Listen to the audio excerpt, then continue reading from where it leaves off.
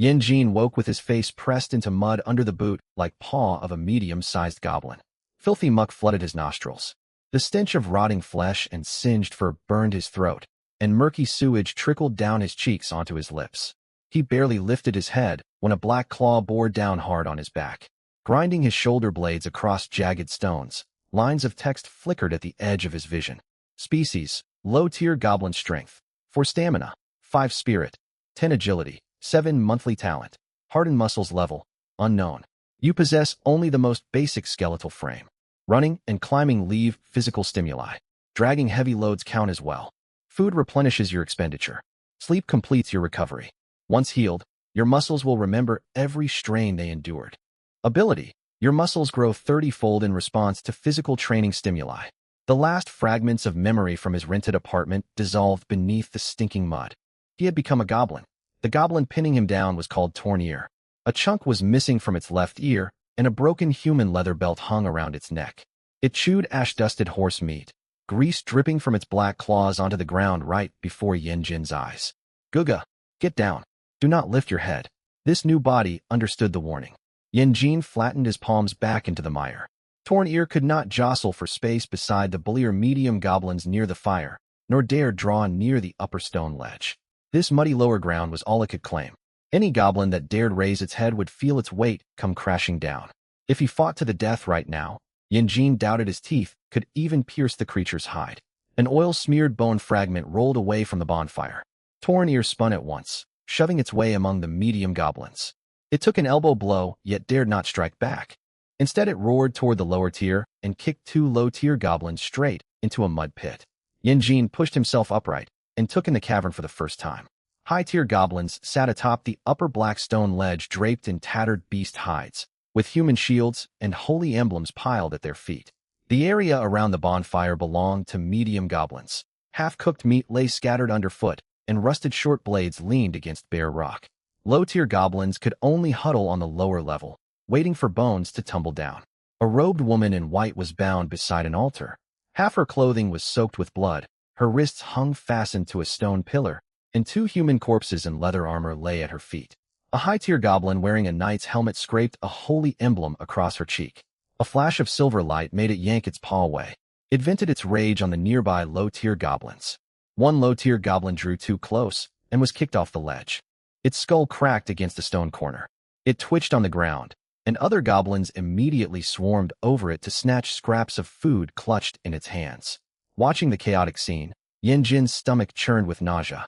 No one in this cavern would wait for him to slowly learn the rules. The next time a bone rolled down, he might be the one torn apart for food. He glanced down at his hands. Green skin stretched over thin bones. His wrists were thinner than 2 of Torn Ear's fingers combined. 5 black claws sank into the mud. Another low-tier goblin scavenging for bones crashed into him, its shoulder bumping him far enough to make him stagger. Grit set in Yin Jin's jaw. His fingers closed around a jagged broken shield half buried beside him. It was a shattered fragment of a knight's shield. Silver paint was blackened by fire, its bent iron rim sharp enough to cut skin. Only a tattered length of leather strap remained on its back. Low-tier goblins usually crouched atop it licking dried blood, yet none had ever thought to drag it away. Yin Jin gripped the curled metal rim and planted his feet firmly. The moment the iron edge lifted out of the mud, his arm began shaking violently. He let go. He grabbed the broken leather strap instead and leaned his weight backward. The shield fragment tugged free a little from the black muck with a sticky squelch, only to slip and crash back down. A nearby low-tier goblin tilted its head, bone fragments stuck to its lips. Yin Jin grasped the leather strap once more. This time the shield gouged a half-foot-long wet furrow through the mud. His arm went numb. He leaned against a broken stone pillar to catch his breath, then wrapped both arms around the shield fragment. Squatting low, he tensed his back and heaved upward. Training stimulus. Mild muscle micro-tear. Very slight nutrition deficit. Severe. The floating lines faded slowly, unlike the status panel he had seen upon waking. Yin Jin spat mud from his lips and stared toward the bonfire. If his muscles were to grow stronger, he first needed food. A gash split open across his palm from the sharp iron edge. No sooner had beads of blood welled to the surface than the nearby low-tier goblin fixed its eyes on his hand. It inched forward, drawn by the scent of blood, lips peeling back to reveal rows of yellowed, jagged teeth. Yin Jin lifted the shield shard. The goblin halted half a step away, its head tracking every movement of the metal surface. After several heartbeats, it turned aside to lap greasy mud. Back in his old rented apartment, he had once owned a pair of workout wrist wraps. He had held grand plans to start training once his work was finished. He wore them a handful of times before dust settled thick across his desk. He had never lived long enough to see what his body might become. No gym existed here, only this jagged piece of scrap metal that cut his palms. Yanjin rewound the tattered leather strap around his lacerated palm and pulled the shield again. That night, two low-tier goblins fought over an empty bone, rolling around in mud. While they sank their teeth into one another, Yanjin snatched the bone. He slipped behind the broken stone pillar and gnawed hard until his teeth ached, licking tiny traces of marrow out of fine cracks. Nutrition gained, low-quality marrow recovery resources, sparse current recovery conditions, terrible. The hollow ache in his stomach eased just a little. He curled his aching forearms against his body and fell asleep behind the pillar. He woke again with arms so sore he could barely hold them straight. He ran a hand along his forearm and felt new taut, hard lines beneath the green skin. Rest recovery, inefficient strength, 4-5 stamina, 5-6. He seized the broken shield once more. Metal scraped loudly over stone. The sharp noise made every nearby low-tier goblin snap their heads upward. The shard he could only drag half a foot the previous day was now hauled all the way to the broken pillar. Another fragment of bone with sinew rolled away from the bonfire. Low-tier goblins threw themselves onto it in a scrambling mass. Yanjin pushed through the outer fringe, holding the shield shard before his body, and closed his fingers around the bone. One goblin lunged toward his wrist to bite. Yanjin rammed the sharp metal edge into its shoulder. The low-tier goblin toppled into the mud. It scrambled back to its feet, stared at Yanjin's thicker forearm. For a moment, then veered away toward the others. Yanjin kept hold of the bone. He bit off a strip of sinew and tucked the rest deep under the stone pillar. During the night, scavenging goblins followed the smell. The moment black claws reached into the crevice, the shield crashed down onto their wrists. The wounded goblin shrieked. Its cry drew more pairs of yellow eyes. Yanjin sat with his back to the pillar, shield guarding his torso, leftover bone clutched in his fist. Several goblins circled, yet none dared to thrust their limbs against the sharp metal. Torn Ear glanced over from beside the bonfire. Once it could simply take whatever Yanjin possessed with one outstretched paw.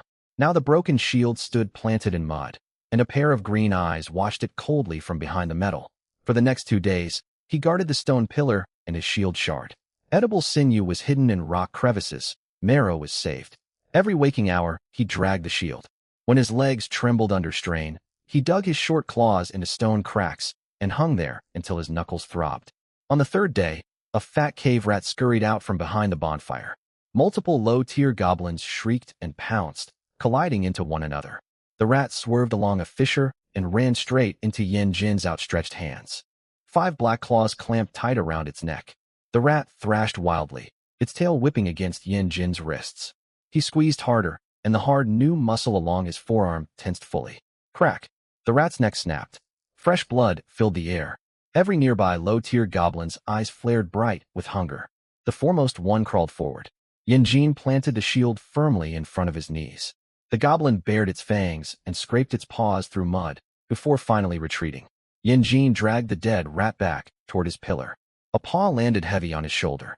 Torn Ear stood behind him, scraps of meat stuck between its yellow teeth. It stared down at the cave rat and stretched its other paw toward Yanjin's face. Gah! Hand it over. The paw pressed downward. Yanjin did not bend his knee. Torn Ear blinked in surprise and bore down harder. 3 days ago, one kick had crushed this body into mud. The shoulder bone under its palm remained narrow, yet hard. Dense muscle lay beneath the green skin. Medium goblins by the fire turned to watch. Low-tier goblins in the mud stopped scavenging, waiting to see how Torn Ear would put the insubordinate goblin in its place. Yanjin let go of the rat. Both hands wrapped around 2 of Torn Ear's outstretched fingers. Before Torn Ear could screech, Yanjin twisted backward. Crack! One finger bent grotesquely out of joint.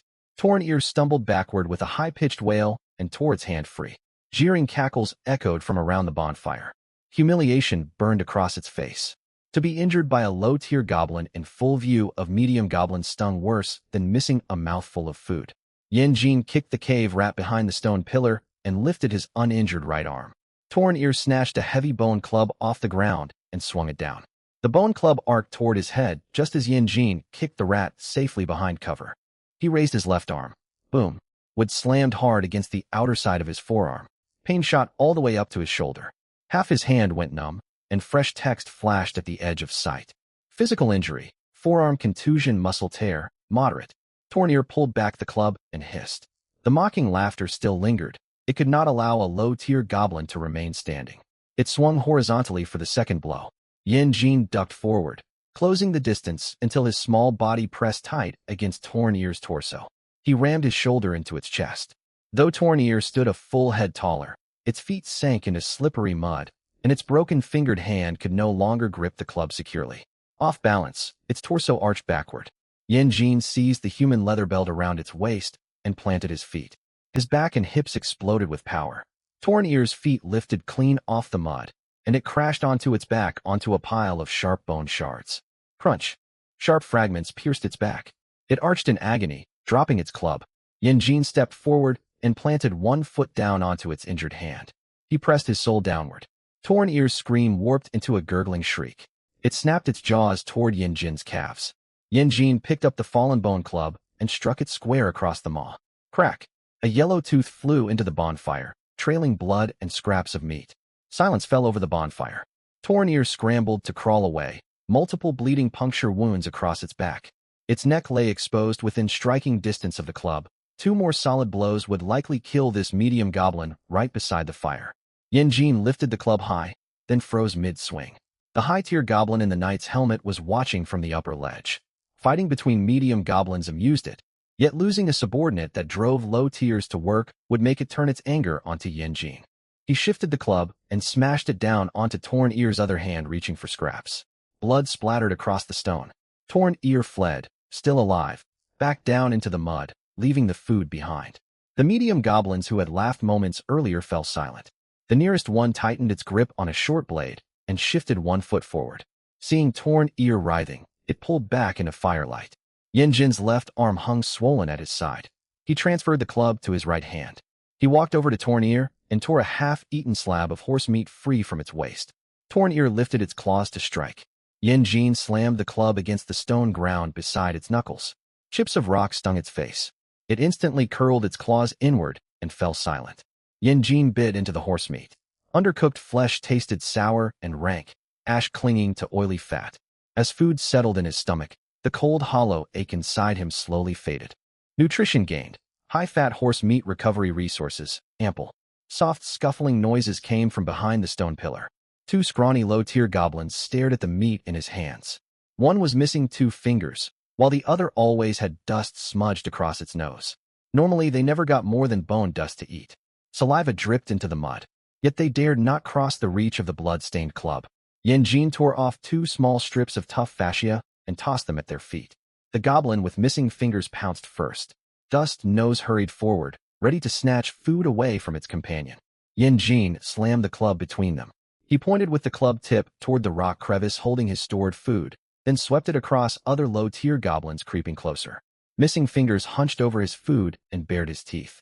Dust Nose stared for several seconds, then moved to stand guard on the other side of the crevice. To eat another bite, they would have to help defend the supplies. Torn Ear's old spot sat beside the bonfire against dry rock, with a narrow overhead crack perfect for hiding food.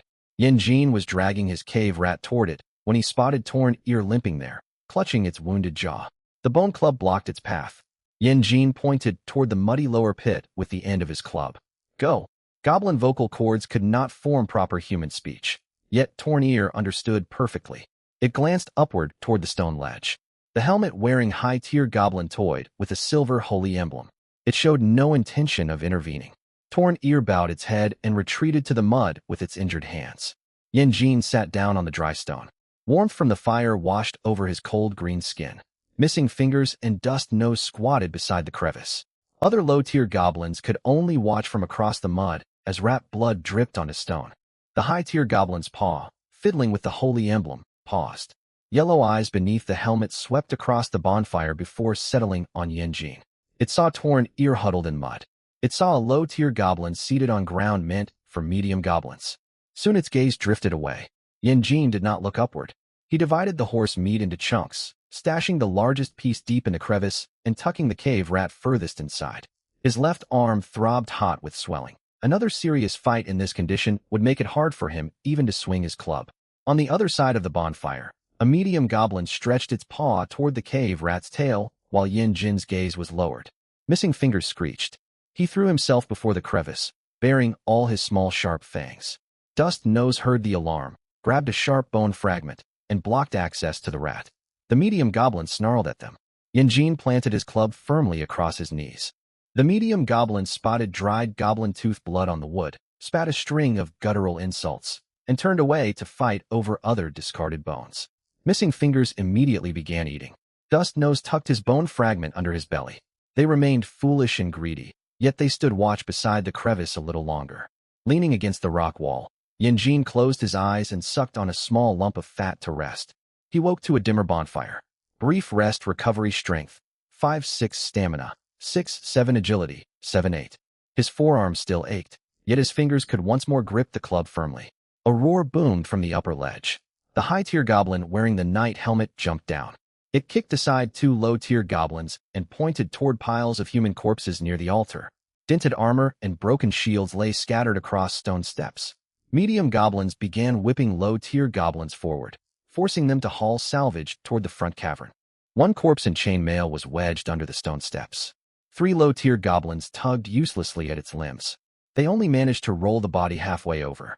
The medium goblins paid no mind to the jammed corpse and beat the cowering goblins with clubs. Yin Jin did not rush to join the chaotic mob. He propped his broken shield against the corpse's shoulder armor and braced his feet against the steps. Leverage from the metal edge pried the corpse loose. It slid down the muddy slope toward the front cavern. The supervising medium goblin stared at him. It kicked a second corpse directly at Yin Jin's feet. Another intact broken shield was thrown down before him. The medium goblin held its club hovering behind Yin Jin's head, waiting for him to keep working. Bending to grab the shield's leather strap, Yin Jin lifted it. 3 days earlier, even half of this shield had dragged his arms into mud. Now, though heavy, his strengthened shoulders allowed him to heave it slowly upward along the stone steps. The shield edge scraped against a slanted stone slab set into the left-hand wall of the cavern entrance. The slab rested atop loose gravel and wet mud. It shifted with the impact, showering fine dust down onto the ground. Yin Jin memorized its exact location. Beside the altar lay the white-robed woman. Her face was streaked with blood, her lips pale, yet her chest still rose and fell weakly as she breathed. As Yin Jin walked past, she opened her eyes. Seeing a goblin's green claws clutching a knight's shield, revulsion flickered across her face before fading into hollow numbness. The sharp metallic scent of blood filled Yin Jin's nostrils, sending a dull craving through his jaw. He tightened his grip on the shield strap and walked past without stopping. Drawing any closer would make the high-tier goblin at the altar kill him instantly. A horn blast echoed from outside the cavern. Clear metallic sound cut deep through stone walls. Every medium goblin by the fire turned their heads.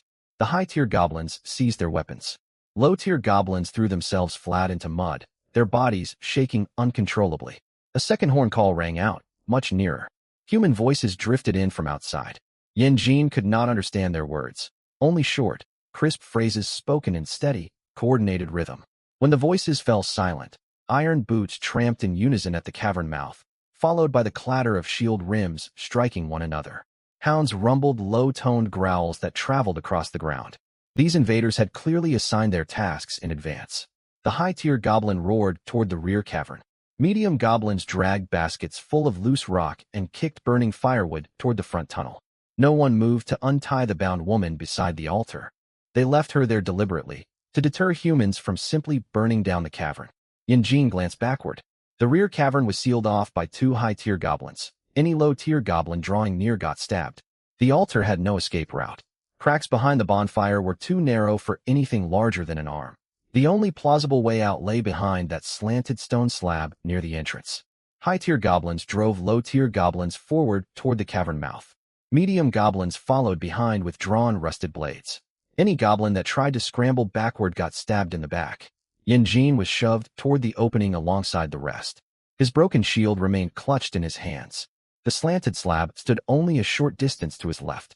Loose mud and gravel kept showering down from beneath it, shaken loose by human footsteps outside.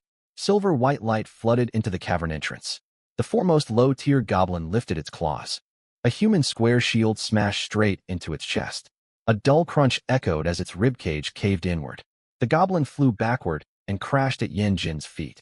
Blood spray splattered across the face of his broken shield. As the corpse hit the ground, the silver-white square shield advanced another step deeper into the cave. The shield-bearer planted his boot on a low goblin's claw and drove his short sword home along the shield's edge. A scream rose only to be cut short. Behind the warrior, a holy emblem was lifted.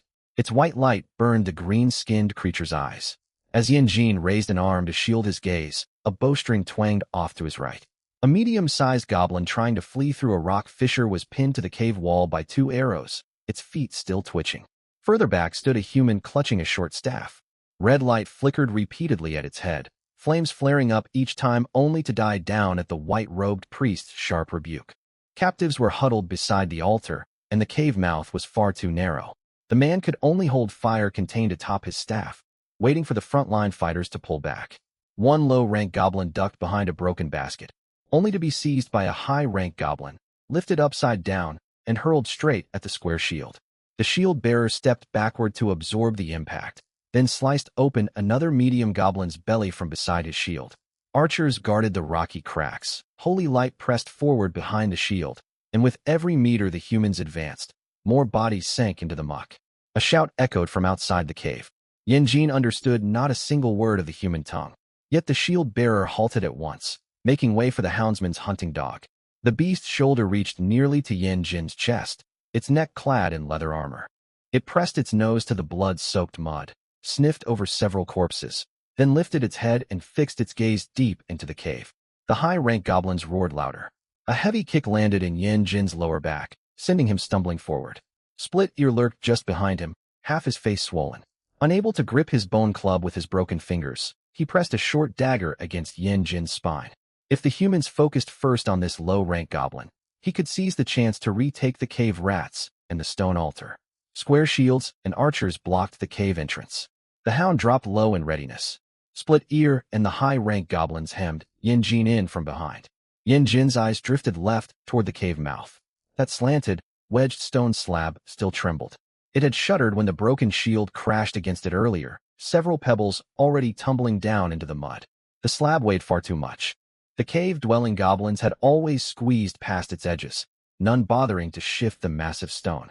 The hound charged into the opening and snapped the neck of a lunging low-rank goblin. Shaking the corpse free, it turned its nose toward Yin Jin. At that exact moment, Split Ear drove his dagger forward.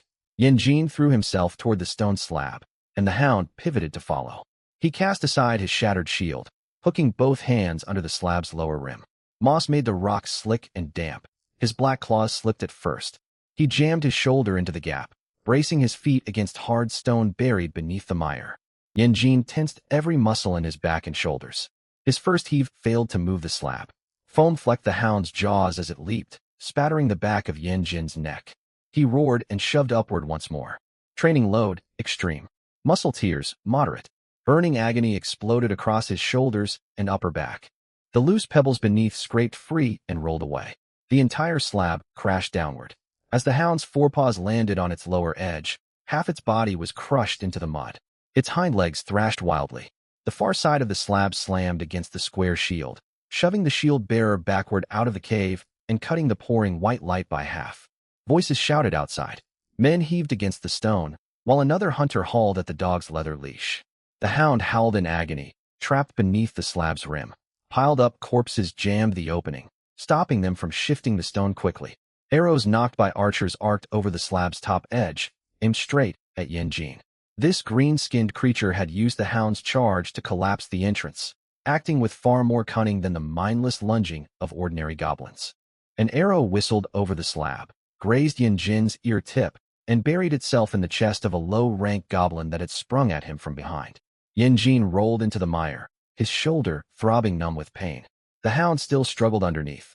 One hind leg stuck out past the slab, its leather armor straps stretched taut over the stone rim.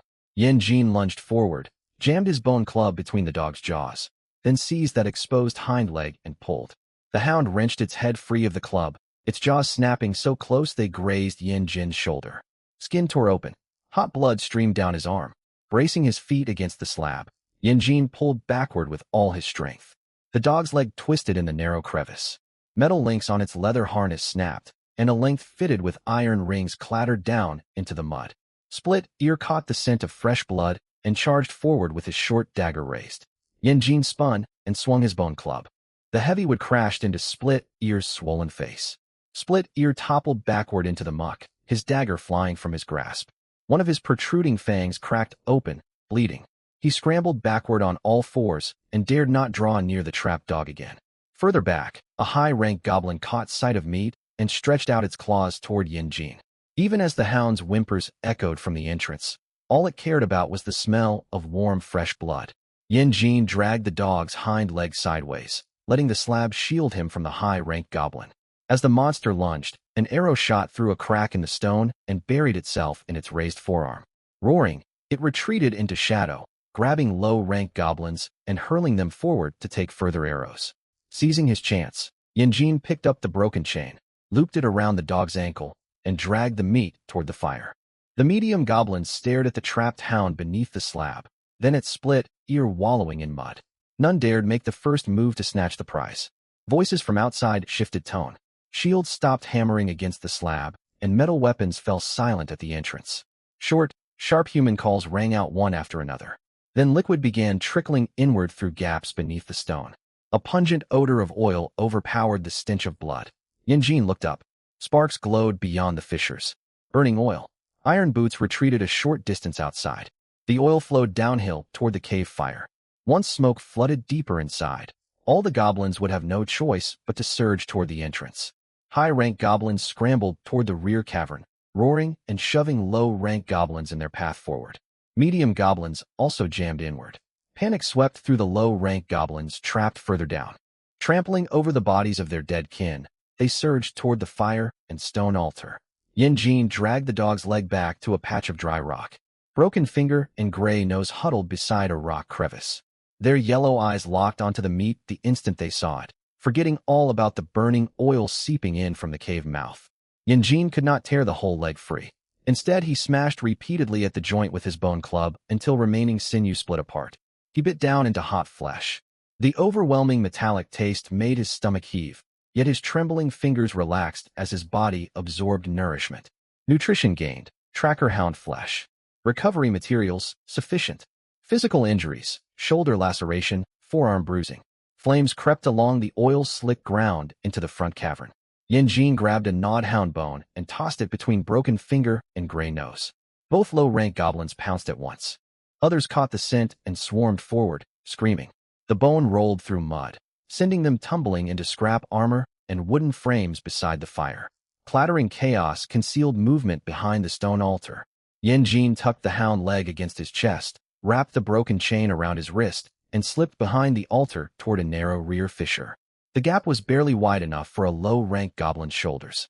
Cold water flowed outward from deep within, and its edges bristled with sharp, jagged rock. High-rank goblins could never squeeze through, nor could armored humans. He pushed the dog leg safely into the darkness first. Then a medium-rank goblin that had fled behind the altar spotted the fissure. It lunged to grab Yanjin's ankle, only for its shoulders to jam fast in the opening. Yanjin spun around and stamped down hard onto its nose. Its nasal bone crumpled inward.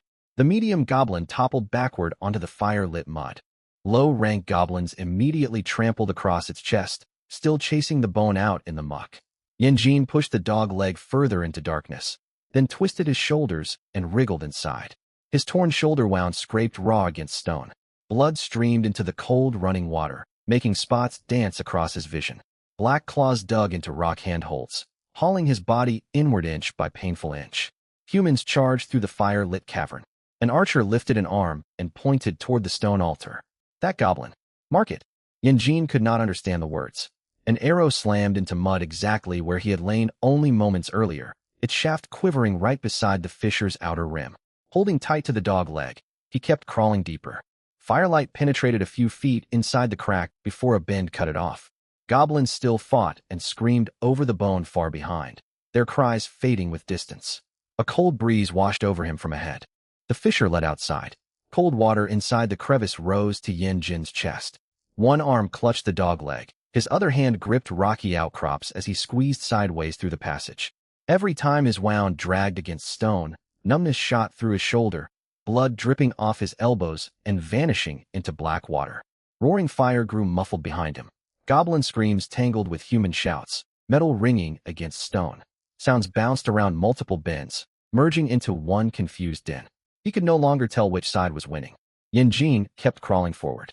Once the humans finished clearing the nest, they would hunt down every goblin that escaped. If the high-rank goblins survived, they would kill any low-rank goblin that abandoned the lair in flight. Ahead, wind carried the scent of damp soil and tree roots. He shoved the dog leg out through the opening, hunched his shoulders, and kicked hard against rock behind him. Sharp stone raked across his back, tearing open a long gash in his green skin. His whole body rolled out and crashed into soft, wet mud. Yin scrambled upright and seized his bone club. Scrabbling sounds echoed inside the fissure. Metal scraped against bedrock. Someone tried twice to force their way through, stuck fast at the narrowest bend. A curse drifted out on the flowing water, then was drowned out by a distant boom. Yin got to his feet, dragged the dog leg away, and vanished among tree shadows. He stood within an endless black pine forest. Dawn was breaking. Heavy hanging treetops blotted out much of the sky. Rainwater clung to pine needles, cascading down in sheets whenever wind stirred. Fallen rotting leaves and broken branches carpeted the ground. Gray mist drifted a few paces away, untouched by light from the cave fire. A memory surfaced from the body's former consciousness. This place was called the Black Pine Wastes. Further out stood human towns. The memories were fragmented. Only iron-shod boots and burning torches remained, alongside the sting of old whip lashes across his back. He could not recall the town's name, nor which road led toward it. Yin smeared mud over his bleeding shoulder and slipped downhill behind thick shrubs. The dog leg banged repeatedly against tree roots. The metal chain chafed raw red marks around his wrist. He dared not sling the meat over his shoulder. Blood scent would trail plainly behind him. Instead, he dragged it along by its sinew. Whenever he reached pooled water, he waded through before stepping onto stony ground to cover his trail. No hound bayed behind him. Something moved within thick underbrush, drawn by the smell of blood. Grass swayed aside, only to fall still the moment he raised his bone club. Whatever stalked him kept its distance. Yin made no attempt to give chase. This hound leg was his sole source of sustenance and healing. His shoulder was deeply lacerated, his forearm bruised. Once his strength drained away, even small forest creatures could tear his throat open. As he crossed a patch of flattened ferns, a thin vine snapped upward beneath his feet. It brushed his calf and triggered a nearby branch. A rusted iron trap flipped out from beneath rotting leaf litter.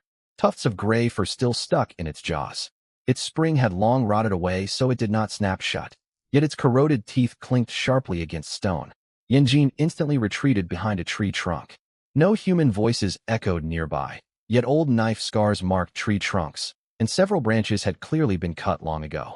Hunters had once set traps here, most traces buried beneath rain and fallen foliage. He prodded the path ahead with his bone club, testing every patch of leaves before setting down his weight. Clear of the fern patch, only a faint vine scratch marred his calf. The rusted trap lay undisturbed where it was. Glancing once more at its jagged jaws, Yin tightened his grip on the bone club. At the bottom of the slope lay a small stream. Its muddy bank was covered in tiny animal paw prints. Large, deep hoof prints crossed from the far bank and vanished into woodland. Yin knelt and drank. Frigid water washed the metallic taste of blood out of his mouth. He covered the outer surface of the dog leg with mud and rotting leaves, smeared some of his own blood onto tree roots further downstream, then followed bare rock upstream. Further along, he carved his first claw mark into tree bark. The mark pointed back toward where he had come. The memories belonging to this goblin body relied on smell and fear for navigation, both easily washed away by rain. Permanent gashes carved into wood would let him retrace his steps if needed. He glanced backward once.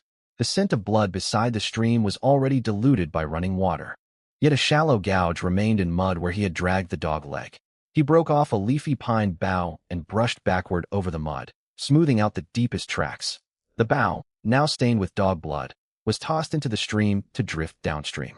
If more tracking hounds hunted him, these tricks would not fool them for long. Every extra minute gained gave him time to find better shelter. Before midday, he came upon a wide wagon road. Its surface was compacted hard by countless wheels. Horse dung floating in muddy puddles. 2 lines of horseshoe prints stretched out into mist alongside several sets of human boot prints. Yin Jin crouched behind bushes, catching faint lingering whiffs of leather and dried travel rations. A bell chimed in the distance. 2 lanterns swayed out of the fog, accompanied by heavy rumbling wagon wheels. Yin Jin dropped flat to the ground, dragging the dog leg to hide among tangled tree roots. A wagon rumbled past. Guards walked beside it carrying spears, the hems of their cloaks sweeping across wet mud. Another man led a horse, glanced down at trodden grass beside the road, and laid one hand on his sword hilt. He stopped directly beside the bushes where Yin Jin hid. A drop of dog blood hung, suspended from a blade of grass. Yin Jin pressed flat against tree roots. He had lost his broken shield. Only the bone club remained in his hands.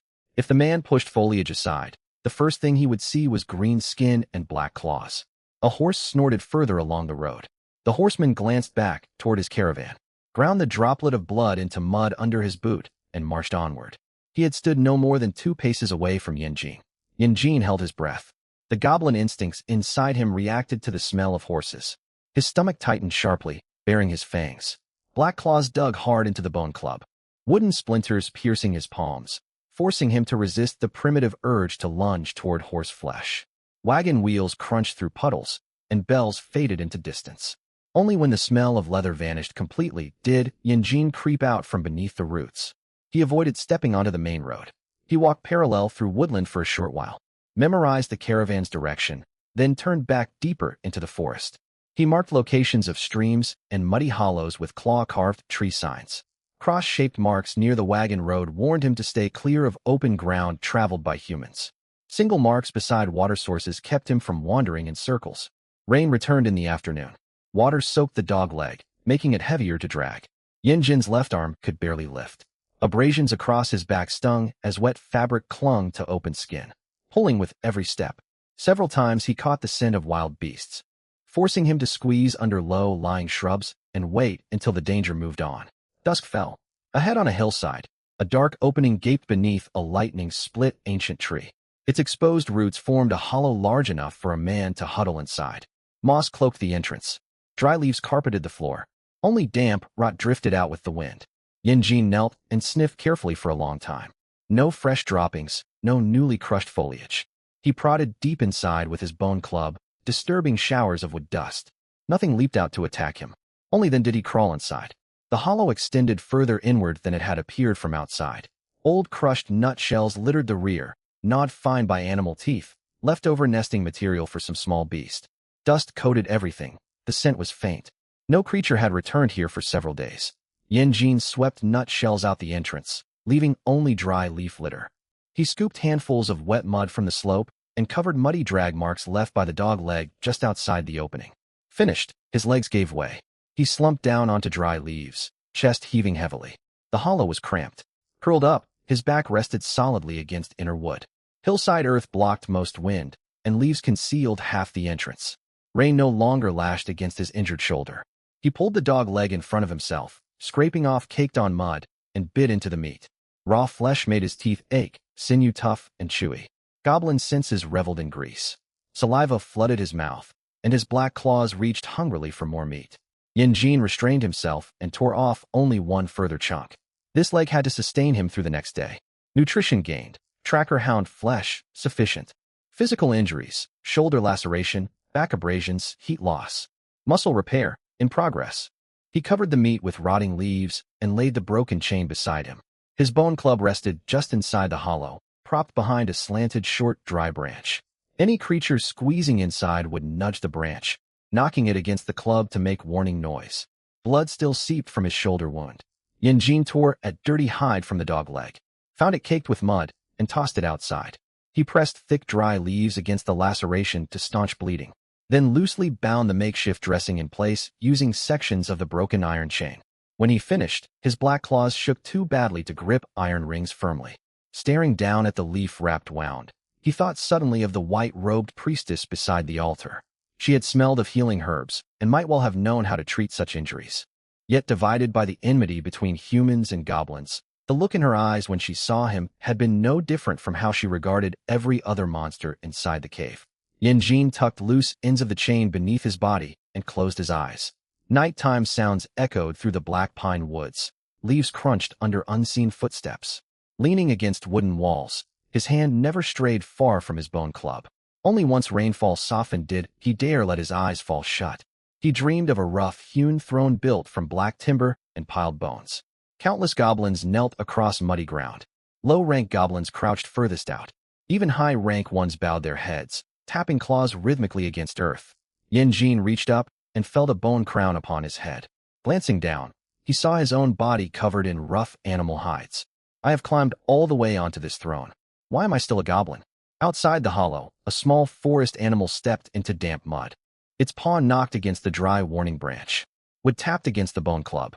The creature froze, nose twitching above grass, and halted right at the entrance. The soft thud of dead branches striking a bone club jolted Yin awake atop his bone-strewn throne.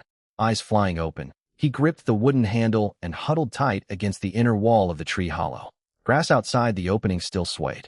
A gray shape had already darted into the underbrush down the slope, leaving only tiny claw prints pressed into damp mud. The bone club laid across the entrance had shifted half an inch. A dry twig out front had been snapped clean cut. That little beast from the night before had truly made its way right to his door. Yin waited a long while, yet no more sounds stirred in the grass. He shoved the bone club back into place and glanced down at the dog leg meat. Rotting leaves still covered the flesh. The broken chain coiled beside it. Only a small patch of outer skin bore faint bite marks. This tree hollow kept off rain, but it could not hold back starving creatures. When he pushed himself upright, his lower back no longer ached with the hollow weakness he had felt the previous night. His shoulders still throbbed, yet his forearms could hold the bone club steady. A status panel flickered at the edge of his vision. Muscle repair, partially complete. Strength, 6-7. Stamina, 7-8. Agility, 8-9. Physical injuries, unhealed shoulder laceration, superficial back abrasions. Yin clenched his fingers, and the wooden handle creaked softly beneath his palms. Soreness lingered from dragging his shield. The fight inside the tree hollow and half a day of flight had all resolved into numbers once he woke. Only half the dog meat remained. After 2 more meals, he would have nothing left to fuel further recovery. First, he unwrapped the cluster of dry leaves bound over his shoulder. The foliage had stuck fast to scabs. Peeling it away stripped off a thin layer of new skin. The wound edges showed no dark discoloration, carrying only the sharp tang of blood mixed with grass. He bound on fresher, drier leaves and secured them loosely with the broken chain, then lifted his arm twice to test mobility. He could raise his hand to chest height. Any higher pulled painfully at the injury.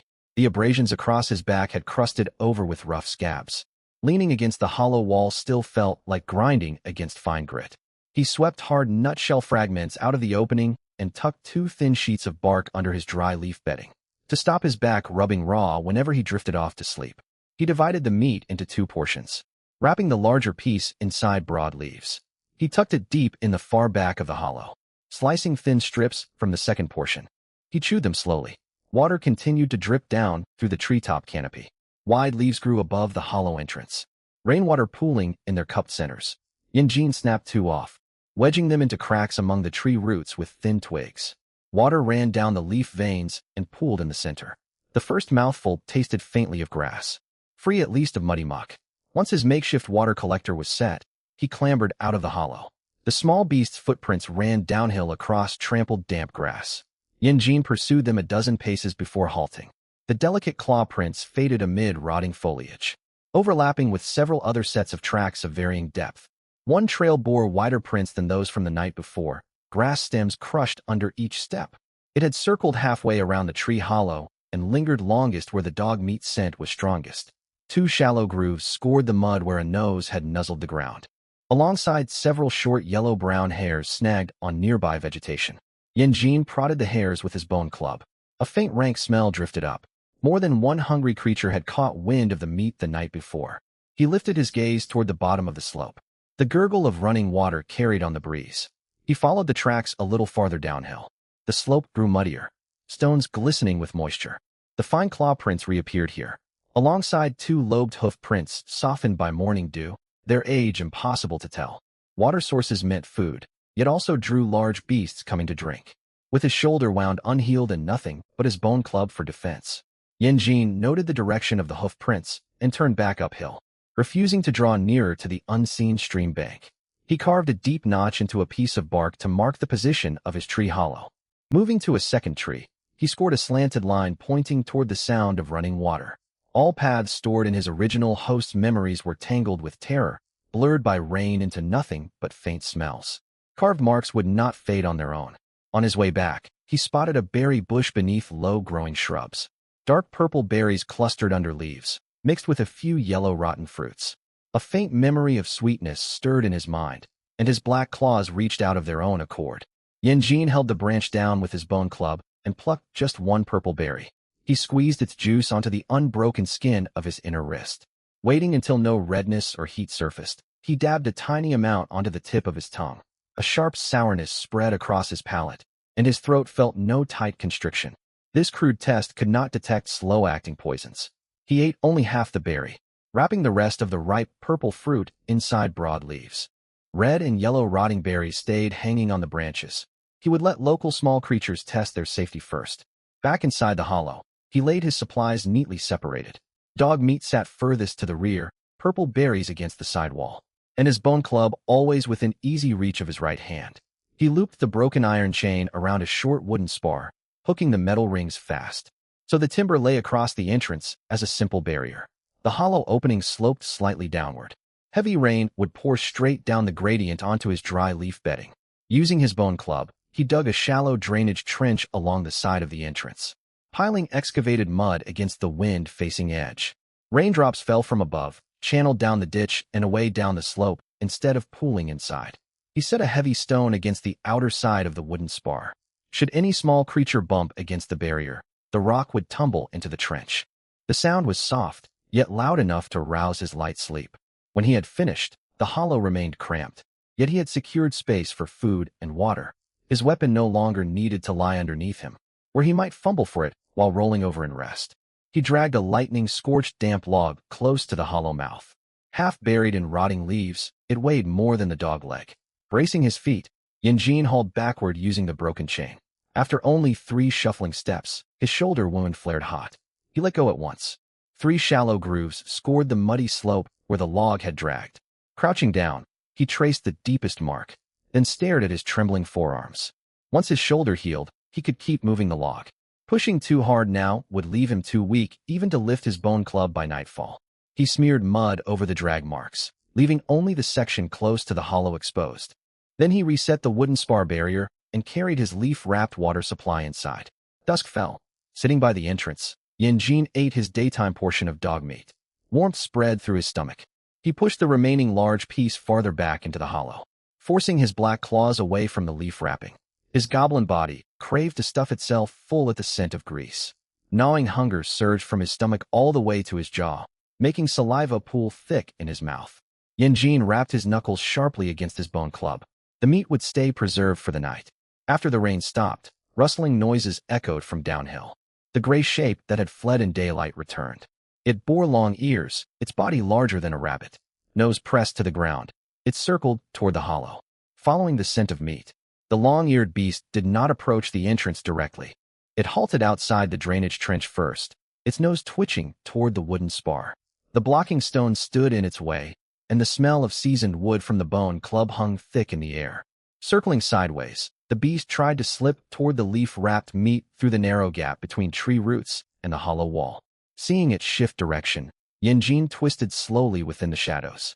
Avoiding putting weight on his injured left hand, he rested the bone club beside his right thigh and waited for those long ears to clear the tree roots. He lay concealed in shadow by the opening and held perfectly still as it drew near. The instant its front paws crossed the wooden spar, Yanjin lunged outward. A sharp stab of pain tore through his left shoulder, slowing his movement. The long-eared beast swerved alongside the tree root. His hands only brushed across damp fur. His feet slipped on rotting leaves, and he crashed forward into the mud, his bone club slamming into muck. The long-eared beast bounded several paces away and glanced back at him. Yanjin lifted his head out of the mire and braced on his right knee. The gray shape changed course a second time. Instead of fleeing onto open ground downhill, it wove between low-hanging tree roots. His short goblin legs ought to give him an advantage in such tangled terrain, yet his paws slid across slippery foliage, and his wounded shoulder robbed his lunge of vital reach. Snatched up his bone club, he gave chase for a dozen steps. The long-eared beast leaped over the drainage ditch and vanished inside a thorn-thick bush. Yanjin stopped short. When he prodded branches aside with his club, only trembling foliage remained. 2 shallow thorn gashes marked his black claws. Not a single drop of prey blood had been spilled. He squatted outside the thorn bush, refusing to force his way inside. Claw prints threaded beneath the branches, curving downhill toward the sound of running water. Blood seeped through the leaf dressing wrapped over his shoulder. Standing in cold mud, he stared down at the fleeing tracks. Had he kept his footing during that lunge, he would have gained extra meat for the night. Yanjin dragged the wooden spar back into place and bit through half of his leftover dog meat. This time he pressed the spar firmly down inside the drainage trench and wedged the blocking stone tight against its outer face. If the long-eared beast came again, its footsteps would trigger warning noise. Before he woke the next morning, he had to train his legs to hold steady on slippery slopes. Rain softened the slip marks he had left when he fell the night before. Stepping outside his hollow, Yanjin set his feet exactly within the old muddy impressions. As he shifted his weight forward, his rough-skinned paws slid across rotting leaves, and his body swayed forward once more. This was where the long-eared beast had escaped him. He brushed away the top layer of wet foliage to expose firmer compact mud. Spreading his feet wider, he sank into a low squat, short toes digging firmly into soil and his core braced tight. This time the footprints beneath him did not cave outward. During his failed lunge the night before, his right foot had slid sideways, forcing his left leg to buckle inward and driving his shoulder hard into mud. Reenacting the stance inside the old track mark, he shifted his right foot half a palm farther outward. When he leaned forward again, his right leg held stable. Picking up a fist-sized rock, he hurled it downhill. As the stone rolled through mud, Yanjin sprinted 3 paces forward and braked hard at the edge of the drainage trench. His saw slid 1 inch forward, yet his black claws bit deep into firm earth, and he did not collapse. Again, his second stop proved far steadier, with no fresh tearing pain in his injured shoulder. By his second set of repetitions, the muscles behind his thighs burned with lactic fatigue. Instead of doing endless empty squats, he lifted the short heavy spar he had used the night before, resting it across the nape of his neck, carefully clear of his open shoulder wound. The damp would drag downward, nearly buckling his knees. Staring down at his footprints in mud, he straightened his spine. Short legs sank all the way into a full squat, then pushed back upward against solid ground. On his 5th repetition, blood seeped through his shoulder wrapping. At once he tossed the spar onto the mud. It crashed beside his feet, splattering mud all over his lower legs. Gasping for breath, he picked it up once more. This time he shifted the timber backward, supporting its weight from underneath with both hands. The movement strained his arms more, yet sharply reduced the stinging pain in his shoulder. He completed 3 more squats. By the final upward push, his thighs shook violently, yet his stance held without deforming the mud beneath his feet. Training stimulus, ongoing muscle micro-tears, mild physical injuries, aggravated shoulder laceration.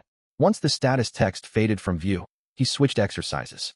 Placing both palms flat against the slope, he lowered his chest only a short distance toward the ground. He stopped the instant his shoulders burned warm. He only hung from the thick overhead branch twice. Curling his black claws into bark, he tightened his back muscles. His body swayed far less than it had the day before. On his first hang, his fingers bore his weight for merely 2 breaths. After dropping to earth, he brushed wood chips off his palms and hooked his thumbs around the opposite side of a tree knot. On the second attempt, his torso stopped rocking back and forth, and his toes only touched muddy ground on the 4th breath. For fresh claw marks scored the thick branch. His legs needed strength to run down prey. His hands and back had to keep a hold once he caught it, resisting being dragged away. He dropped back on his solid cleared mud. Though his limbs trembled, he no longer collapsed onto rotting leaves. He brought his training session to an end. Carrying the wooden spar back across the hollow entrance, he climbed inside and ate. The leaf-wrapped dog meat had turned cold, its edges bleached pale by rain. Biting down, a strong fishy metallic scent flooded his nostrils, yet his stomach clenched and accepted the sustenance. Nutrition gained, tracker hound flesh, recovery resources, scarce. He saved the final piece of meat for bedtime. He stopped working with the heavy spar. His muscles burned hot, and his shoulder wound oozed fresh blood. He had gained sufficient training stimulus already. Pushing further would only deepen his injury by morning. Yanjin replaced the damp leaf dressing over his shoulder and bit open one of his leftover purple berries. Its sour taste cut through the lingering metallic meat flavor in his mouth, though his belly remained hollow. He glanced toward the deepest part of the hollow, where only a thoroughly licked, clean dog bone lay. When he woke next, he would have to source food from the forest. After dark, footsteps crunched across fallen leaves outside. Whatever drew near weighed more than the long-eared beast. It circled the slope once, paused beside the damp log, and exhaled loud snorts through its nostrils. Leaning against the hollow wall, Yanjin held his bone club across his knees and slowed his breathing to almost nothing. A loose pebble rolled downhill and struck the wooden spar. The barrier wobbled. Footsteps immediately retreated. Grass rustling circled round to the downwind side, and the creature refused to draw near for a very long time. Presently, huffing breath sounded again beside the hollow's side wall. Circling past the wooden spar, the beast started scraping loose mud away from the tree root crevice with its claws. Mud particles trickled inward, drawing ever nearer to his leaf-wrapped meat. Gripping his bone club tight, Yanjin shuffled sideways along the inner wall. The instant a paw reached through the root gap, he brought the club crashing down. A high-pitched shriek rang out. The paw snapped back. 2 tiny spots of blood marked the mud. Heavy footsteps thundered downhill and vanished amid the patter of renewed rainfall. Yanjin did not give chase. He dragged the wooden spar across to plug the loosened side gap, and shifted his leaf-wrapped meat behind his own legs. He still refused to step out of the hollow. He ate the last scraps of dog meat, scraped grease off the broad leaves with the dog bone, then curled up clutching his bone club to his chest. A dull ache crept upward from behind his knees, and his shoulder throbbed in steady waves. A memory flickered unbidden, the wrist guard sitting forgotten on the corner of his desk back in his old life. Every evening after finishing work, he had kept telling himself to wait just a little longer. He would go jogging once work eased off, resume physical training once he got enough sleep. Those wrist guards gathered dust all along. He had never found that promised spare time, and his body never got the chance to show him what consistent effort could achieve. No warm water waited inside the tree hollow. The ghost of meat metallic taste lingered on his tongue. Before closing his eyes, he rested one palm against his aching thighs. Dawn broke, and he woke with deep muscular soreness permeating his legs. His status panel materialized. Muscle repair, partially complete, strength, 7-8, stamina, 8-9, agility, 9-10. Physical injuries, unhealed shoulder laceration, fully crusted back abrasions, superficial finger lacerations. Clambering outside, he lifted the same heavy spar onto the nape of his neck once more. Damp timber pressed against his skin. On his first squat, his feet planted firmly on compact mud. When he straightened his knees, his spine stayed upright and the log did not roll onto his wound. He set the spar down after only 1 repetition. Where 5 squats had drawn blood from his shoulder the day before, now he felt only taut stiffness. Though his thighs still ached, he rose without hunching forward to compensate with his lower back. Stepping into the old slip mark from yesterday, he pushed hard off the ground. Mud sprayed out behind his heels, and he skidded to a rock-solid halt right before the drainage ditch.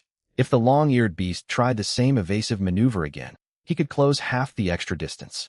His broad leaf wrappers sat empty. Purple berries could dull hunger pangs, yet they could not fuel bodily recovery. His newly gained strength had to be turned into actual meat. Fresh tracks from last night's intruder marked the ground outside the hollow. Wider than the long-eared beast's prints, with shallow toe impressions, they belonged to a moderately large scavenger. It had circled repeatedly above his hidden meat store before moving downhill. The fine claw prints of the long-eared beast overlapped its trail. Both sets of tracks led toward the sound of running water.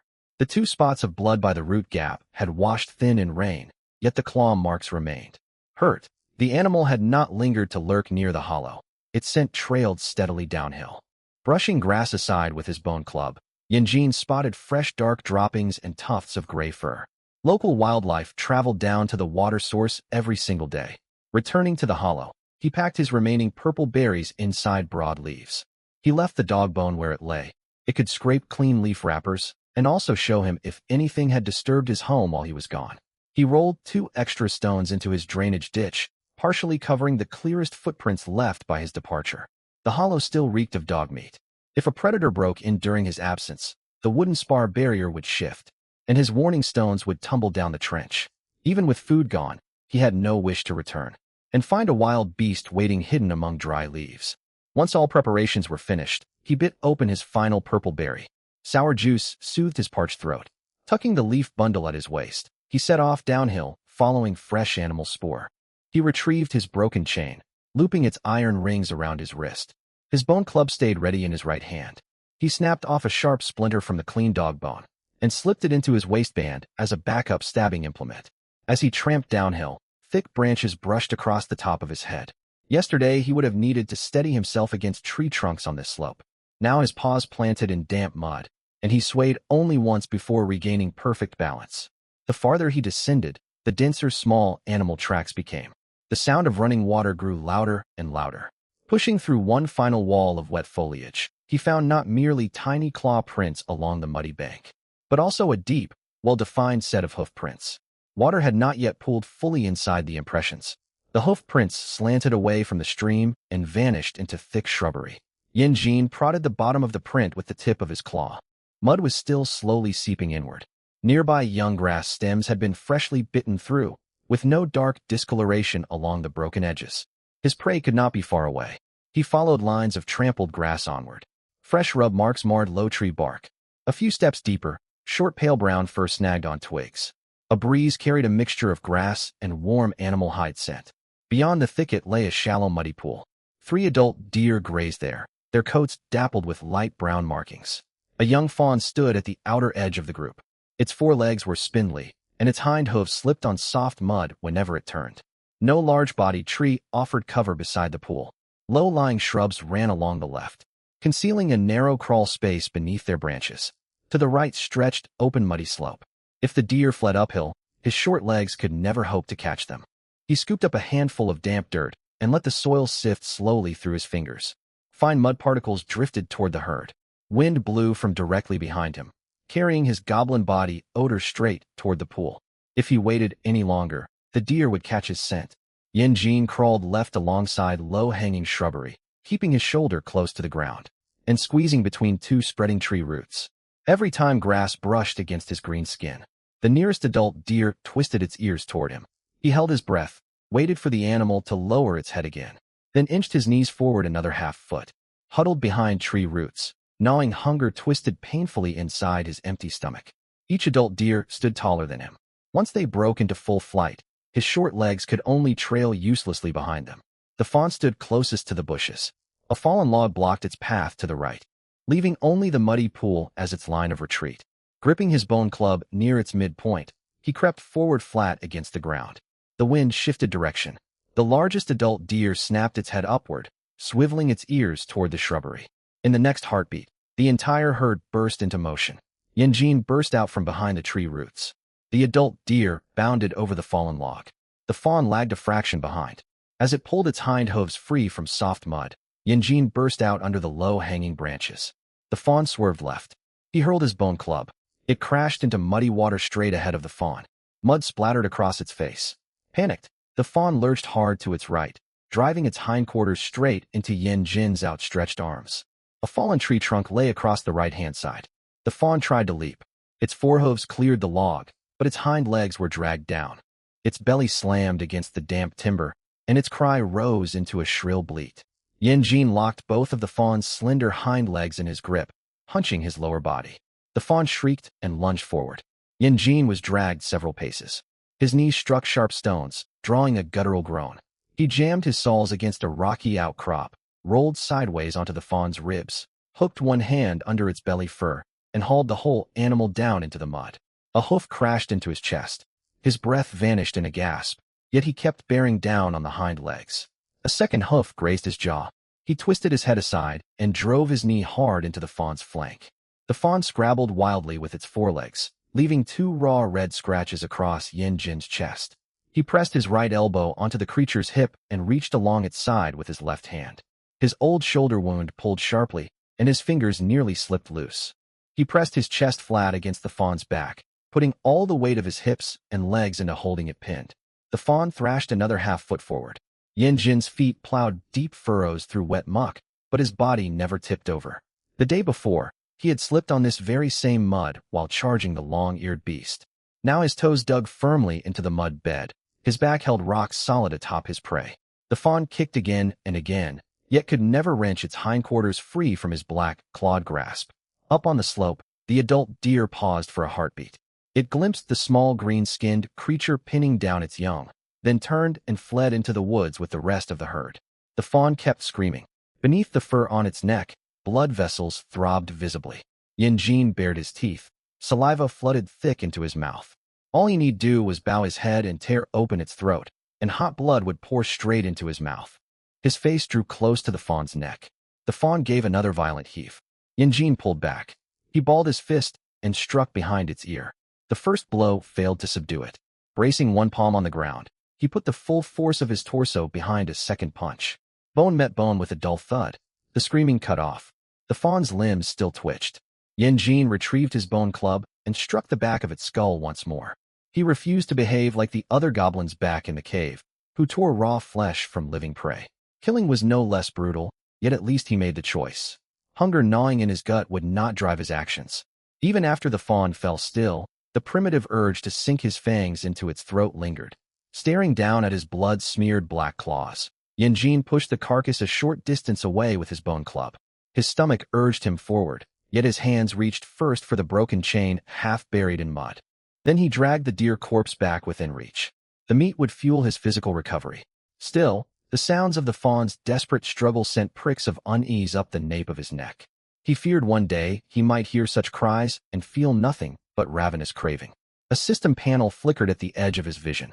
Physical strain, leg soreness following short burst exertion. Physical injury, aggravated shoulder laceration, bruised knees. Yin Jin sat in the mud, gasping for breath. He used the jagged edge of his bone club to slice open the fawn's abdomen. Warm blood welled forth, twisting his stomach tight. He ate a small piece of internal organs first. Bit by bit, warmth seeped back into his stiff, cold hands and feet. His bone club lacked a proper blade. He sawed repeatedly at the hide, yet only managed a shallow gash.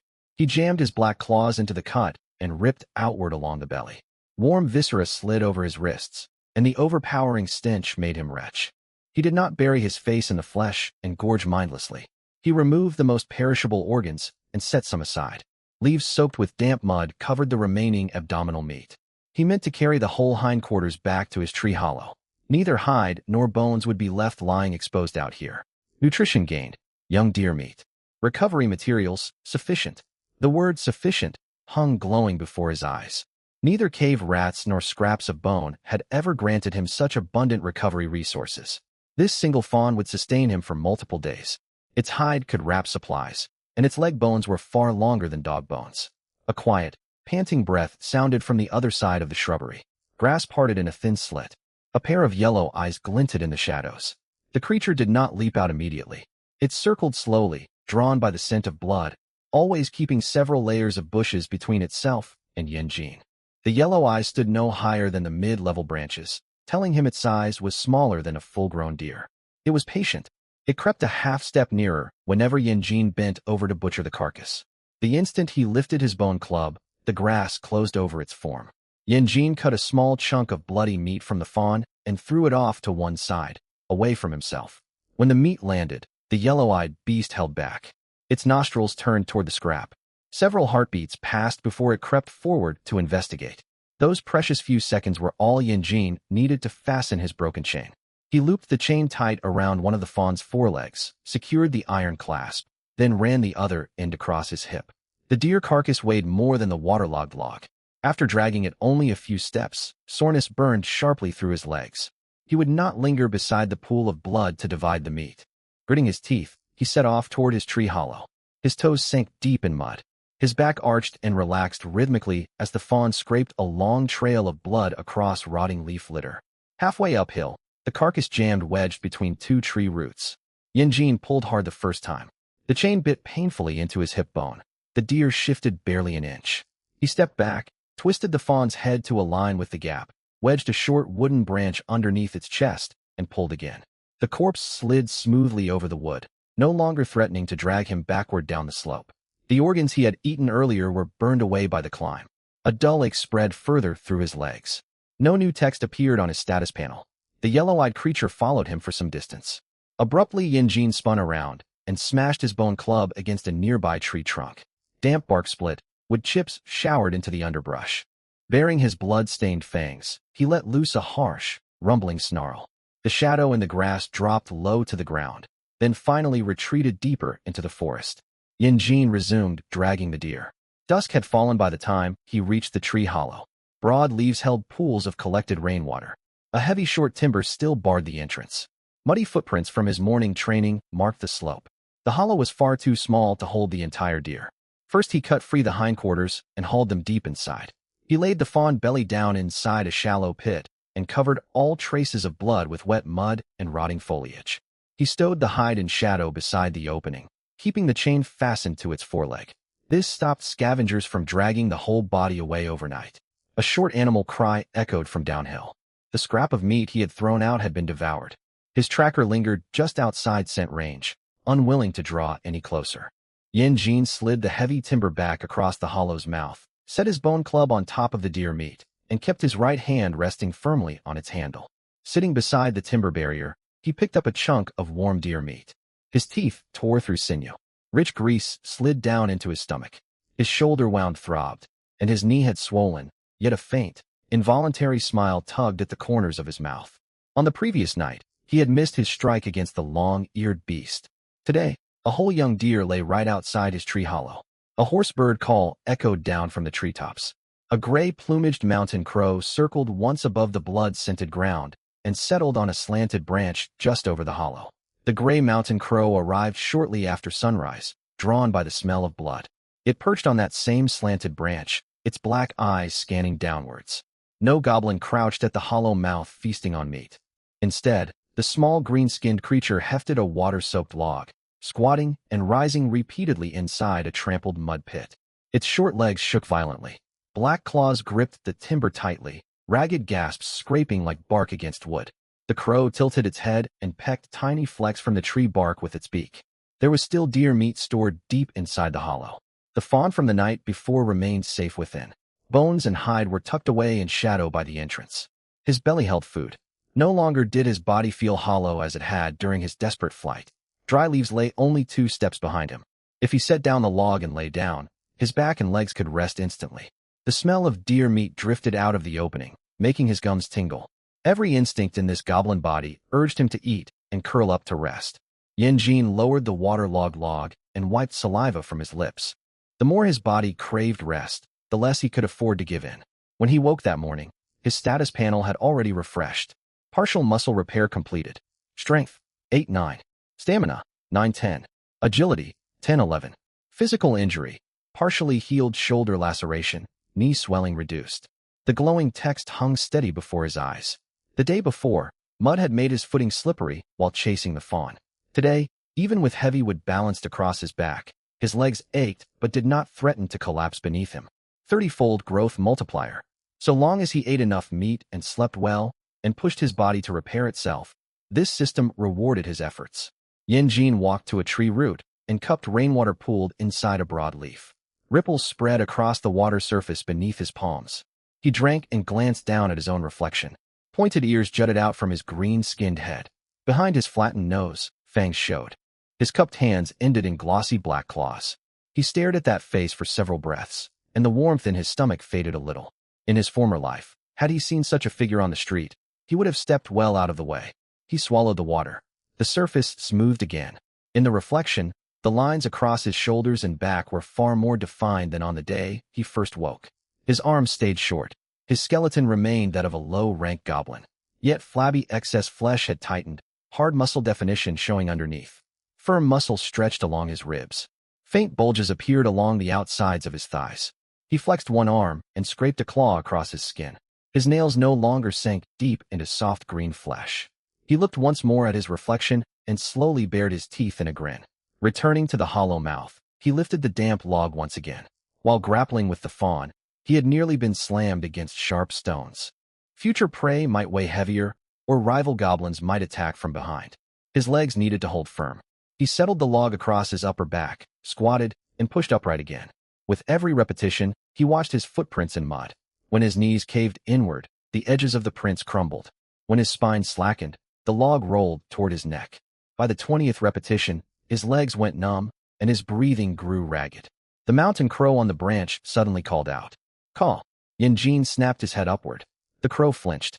When those sharp green eyes locked onto it, its wings flared open instinctively. The goblin made no leap to attack. Instead, he drew his bone club closer. Yin Jin had spotted the bird. A large gray-black crow, bigger than ordinary crows, with pale tips to its beak. Its gaze was sharper than that of common wild birds, its attention fixed firmly on the hidden deer meat. Yanjin rapped his bone club hard against the tree trunk. Crack! Fine dust and dead grass showered down from above the hollow. The crow hopped backward but refused to fly away. Yanjin bared his teeth. Go away, if you have seen enough. What escaped his throat was merely rough, fragmented goblin squawking.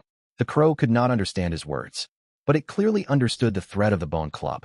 It hopped onto a higher branch. Even as Yanjin turned back around, it stayed. Its black eyes peered over his shoulder toward the strip of sinew peeking out from under the deer hide. The moment Yanjin lowered himself to resume his squats, the crow folded its wings and dove along the tree trunk.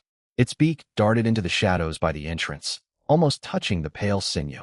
Yanjin dropped the log, letting it crash into the mud. Whirling, he swung his bone club horizontally. The weapon brushed the bird's tail feathers and struck the tree root. Splinters flew. The crow squawked and soared upward. Yanjin did not chase out of the mud pit. He set the club squarely in front of the deer hide. He kicked the leaf-wrapped meat deeper inside the hollow. The crow landed on an even higher bough, claws scraping repeatedly at bark. It shifted behind the trunk, revealing only half its head. While Yanjin squatted with the log, it watched his burden. When he stood upright, its gaze drifted back toward the meat. Round after round, the meat stayed protected. The log grinding against his shoulder reopened his wound. A bead of blood welled and trickled down his skin. The crow tilted its head, tracking the drop of blood, yet did not dive again. Down below, the green-skinned goblin resumed his weighted squats from the start. His short toes crumbled more mud around the pit's rim. Yanjin chose not to give chase. Flying creatures were hard to catch. Hunting it now would burn through all the calories gained from his recent meal. He kept training. Once he finished his squats, he dropped onto all fours in mud and pushed his body up from the ground. During his struggle with the fawn, hindhooves had twice swiped near his jaw, nearly throwing him clear off the animal. Next time he pinned prey to mud, his chest and arms needed greater endurance. His left shoulder remained incompletely healed, so he avoided lowering his torso too far. After only a handful of push-ups, the injury began burning hot. He stopped right away, shifting his palms forward to reduce strain across his wounded shoulder. His form looked terribly clumsy. Out in the wilderness, there was no coach to correct his posture. As long as his chest and arms burned with exertion, the exercise served its purpose. The gray mountain crow still watched from its branch. It no longer fixated on the deer meat. Instead, it studied his shaking black claws planted in mud. By the end of his push-up set, his fingers trembled. He stood and jumped, hooking his claws over a thick overhead branch of the hollow. His talons bit into bark. His body hung suspended. Sharp pain flared in his old shoulder injury. Yanjin clenched his jaws and avoided forcing himself upward. He simply hung there, counting 3 slow breaths, tightening his back muscles and bracing his abdomen. He tried to lift his chin toward the branch. He could not pull himself up fully. He raised himself only a small distance. Still, it was more progress than the previous day. He dropped back to the ground and stared up at the thick branch, breathing in ragged, wheezing gasps.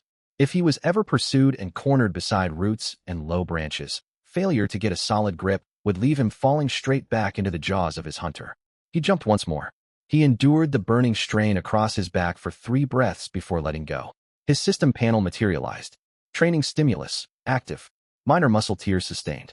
Physical injury, aggravated shoulder laceration, superficial skin abrasions on fingers. Yanjin landed. Those notifications told him all he needed. He refused to push himself to total exhaustion. Even with ample deer meat, his supplies would run out eventually. 30-fold growth sounded formidable, yet this body burned calories far faster than an ordinary goblin whenever it grew hungry. He walked back into the hollow and dragged out another piece of deer meat. The flesh had grown cool, coated with mud and bits of leaf litter. He scraped off dirt with his bone club and tore off strips, chewing slowly. No longer warm, the meat tasted strongly gamey. Yet once it settled inside his stomach, his whole body relaxed. Panel text reappeared. Nutrition gained. Young deer meat. Recovery materials, sufficient. Staring at the glowing word sufficient, he ran his fingertips along the edge of the deer hide. He cut a narrow strip of hide and wrapped it around his short wooden club. Deer sinew was hung over a branch to dry. Near his feet, leg bones were slowly sharpened. All at once the gray mountain crow swooped down.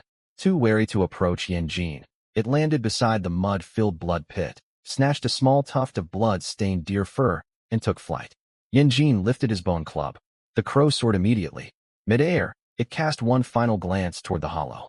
The goblin sat in mud, dried blood caked onto his green skin, meat stored safely behind him inside the tree hollow. Instead of gorging himself, he spread the deer hide flat, pinned one corner with his club, and pushed the damp log back beside the mud pit. Drying leather strips fluttered in breeze. One leg bone lay sharpened to a pale white point. The crow watched for a long moment before flying over the treetops. It remembered the mud pit outside the hollow, and it remembered the green-skinned goblin squatting repeatedly beneath a heavy log. Yanjin paid no mind to which direction the crow flew. He bent over cutting the deer hide, moving slowly and deliberately. The hollow offered safe shelter for now, and deer meat would sustain him for days. While no hostile hunters drew near, he would keep adding to his strength. Sunlight filtered down through gaps in leaves. New footprints marked the mud outside the hollow. The pit deepened, edges torn and gouged by short-clawed toes. On the morning of the 5th day, Yanjin lifted the water-soaked log onto his back and completed 20 squats before stopping. The mud ground outside the hollow was now packed firm. The earliest lopsided footprints lay buried underneath. Every time his short toes came down, they locked onto the same hardened mud. The log still weighed heavily, yet his spine no longer buckled under its burden. His panel lit up. Partial muscle repair completed. Strength, 911. Stamina, 1012. Agility, 1112. Physical injury, shoulder laceration largely healed. Skin on fingertips thickened. 5 days earlier, he had fled to this hollow carrying only a dog's leg bone, forced to keep switching hands with his crude club. Now that same heavy log rested on his shoulders, and his legs held steady. He set down the log and placed his palms flat against a tree trunk. He pushed hard. His shoulders tensed. Ripples spread across pooled rainwater beside the roots. On previous days, this movement would instantly sting his left shoulder. Now only healthy muscle tension registered. He grabbed his sharpened deer bone point and drove it hard against the old split in the waterlogged log. The bone tip bit deep. The recoil no longer jarred his wrists. When he pulled free, a clean white puncture marked the timber. Strength gained from improved attributes could now be channeled directly into his weapons. Grunting and snuffling echoed from the direction of the stream. A young short-legged wild boar pushed through low grass, its snout rooting through damp soil, leaving a shallow furrow behind it. Yanjin set down his log, circled downwind, and crept forward hidden by shrubbery. Hearing rustling leaves, the boar whirled and bolted downhill. Yanjin burst out sideways and planted one foot firmly onto its hind legs. The boar twisted violently, yet only dragged his sole a half-inch forward across soil. He swung his bone club, striking hard behind its ear. The boar still struggled. A second blow landed on exactly the same spot. There came a dull crack of bone. Its short legs kicked twice, then went limp. Yanjin leaned down, seized both hind legs, and lifted the boar clear off the ground. The prey hung heavy in his grasp. Even as its body swayed, his feet stayed planted firmly without shifting. Where the fawn had dragged him crashing into stones, this sturdier young boar could not rock his balance. He held off, delivering an unnecessary final blow. Holding his bone club close to its nostrils, he confirmed the boar was dead. Then he tied all 4 legs tight with strips cut from deer hide. From high up in a tree came the call of the gray mountain crow. Ever since the day it stole deer fur, it visited every second day. Whenever Yanjin brought down prey, it waited overhead for scraps. If he returned empty-handed, it flew off to forage beside the stream. Sometimes the crow rose sharply into flight to warn of large predators nearby. When it settled low-hanging branches, smaller prey could usually be found beside the water. Though Yanjin could not interpret its cries, he learned to watch which directions it took to the air. This time the crow descended quite low, its black eyes fixed on Yanjin's hands gripping the boar's hindquarters. 5 days before, a fawn had dragged him crashing against rocks. Now a young boar thrashed in his grasp without moving his stance an inch. Yanjin lifted his prey and glanced at his reflection in stream water. He still bore the same green-skinned face, but his shoulders had broadened noticeably since his escape from the goblin cave. Hard muscle lay tight over his short skeleton. When his back tensed, water ran along clear, defined lines. His former self of 5 days prior could never have landed that powerful blow. He dragged the boar back toward his hollow, sliced off a small strip of meat, and tossed it onto a flat rock. A chough swooped down, snatched something in its beak, and flapped off to perch on a distant branch, never drawing near the cave mouth again. In the days that followed, Yanjin no longer spent whole days laboring over damp wood. Each morning, he warmed his muscles using short logs and thick branches, stopping the moment soreness set in. By day, he hunted along the stream, identifying surrounding tracks on his way back. Deer sinew hung curing on branches. Once stiff and dry, he bounded around wooden handles so his grip no longer slipped. Order slowly took shape around the tree hollow. Deer hoof prints regularly marked the shallow puddles east of the creek. Bushes to the west concealed long-eared beasts. Rot leaf hollows on the back slope buried blood scent, yet left deep impressions underfoot. A flat boulder higher up was worn pale by deer bones. Several sharp bone shards laid beside it. On the seventh day, he gave chase west of the stream, no longer needing to glance down for tree marks. When the long-eared beast swerved around wet stones, Yin did not follow its turn. Instead, his bone club blocked off the opposite escape route. The long-eared beast veered repeatedly, trying to dart back toward the thorn thicket where it had fled once before. Yin stepped onto a crevice between roots ahead of time, forcing the creature to circle around the wet stones. The gray silhouette slowed, and he cut across the shorter path. The gray shape crashed into low scrub. He slipped through under the root gap and seized the long-eared beast by the nape of its neck. A single blow from his bone club stilled his quarry. His black claws closed exactly where damp fur had brushed past him in Chapter 005. Back then he had tumbled into rotting leaves, and the beast had even paused to glance back. 7 days later, the prey could not complete its second evasive twist. That night, portions of the long-eared beast's meat were eaten before and after training.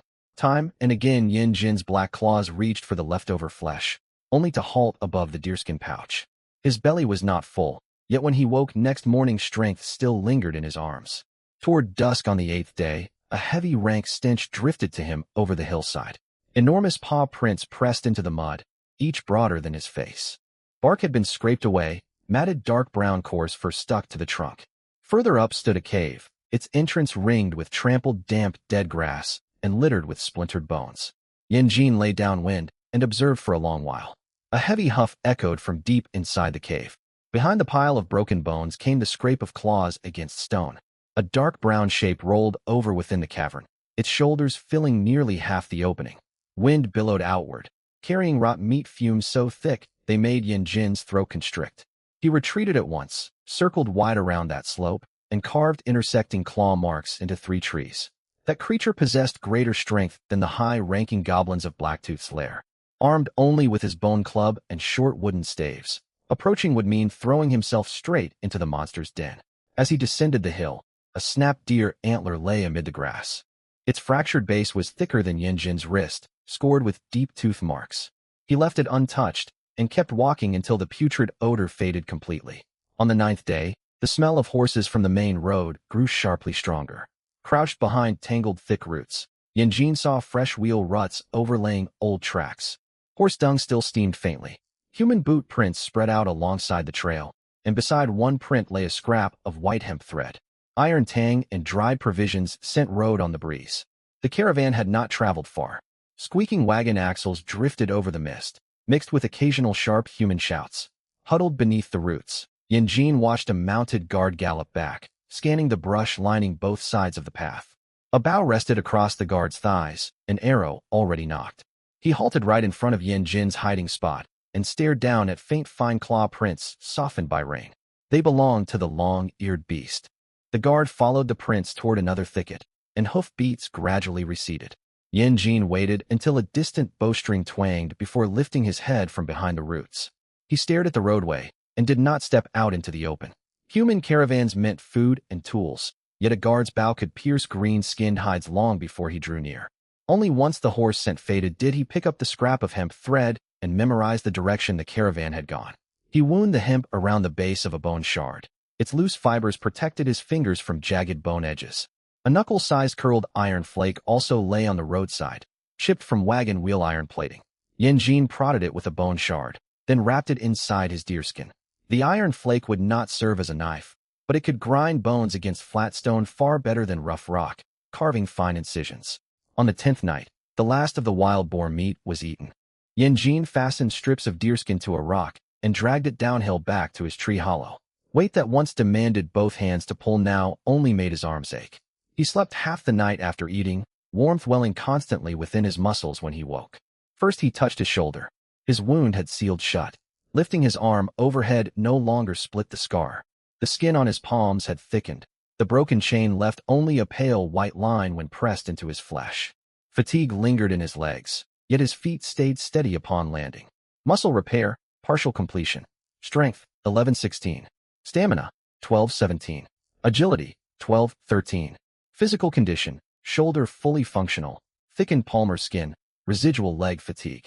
Yanjin closed his fingers slowly around his bone club. A faint creak came from the wooden handle under his grip. Faced once more with a mid-tier goblin like Split Ear, he might not get a second swing with this club. Wind swept up from the lower slope. Yanjin twitched his nose. A sour blend of blood and rot clung to damp fur, drifting up along the stream. The old goblin den lay far away, yet this stench was fresh and sharp. Goblins were downstream along the creek. He slipped his bone shard inside his deerskin belt, held his bone club low against his forearm, and dropped into damp, downwind grass. Tonight he would first learn where they had come from. 10 days had passed, and Yanjin worried far less about the goblin lair. Rain had fallen non-stop the day he slipped out through the narrow crevice behind the goblin cave. Water-diluted scents and mud-covered footprints. Afterwards he had circled past the stream and dense woodland, putting considerable distance between himself and the den. Had human extermination troops meant to hunt him down, they would have caught up long before now. High-ranking goblins from the old lair hunting a deserter would not have waited so long to draw near his tree hollow. This downstream stench was far fresher and much closer, as though the goblins had only just emerged from some other nest. Yanjin crouched behind scrub, drawing slow, deep breaths through his nose. Goblin reek drifted upward, mingled with iron rust, carrion, and the faint ash of burnt bone. He had visited this low thicket twice before. Branches grew flat against the ground beneath dense foliage, leaving open space underneath. Tree roots bulged the earth into small hollows where small wildlife constantly darted about, concealed by the overhead canopy. Yanjin wriggled inside. Hard twigs scraped his shoulder, and his old wound twinged. He paused for a heartbeat, shifted his angle, rested his bone club beneath his body, and clamped the bone shard between his teeth. The mud was soft. He tested 2 footholds before finding a root buried beneath muck that offered solid purchase. The ground held his weight. A goblin's guttural chatter drifted forward. Yanjin parted a narrow slit in the leaves and peered out. The first figure to step into view was a high-ranking goblin.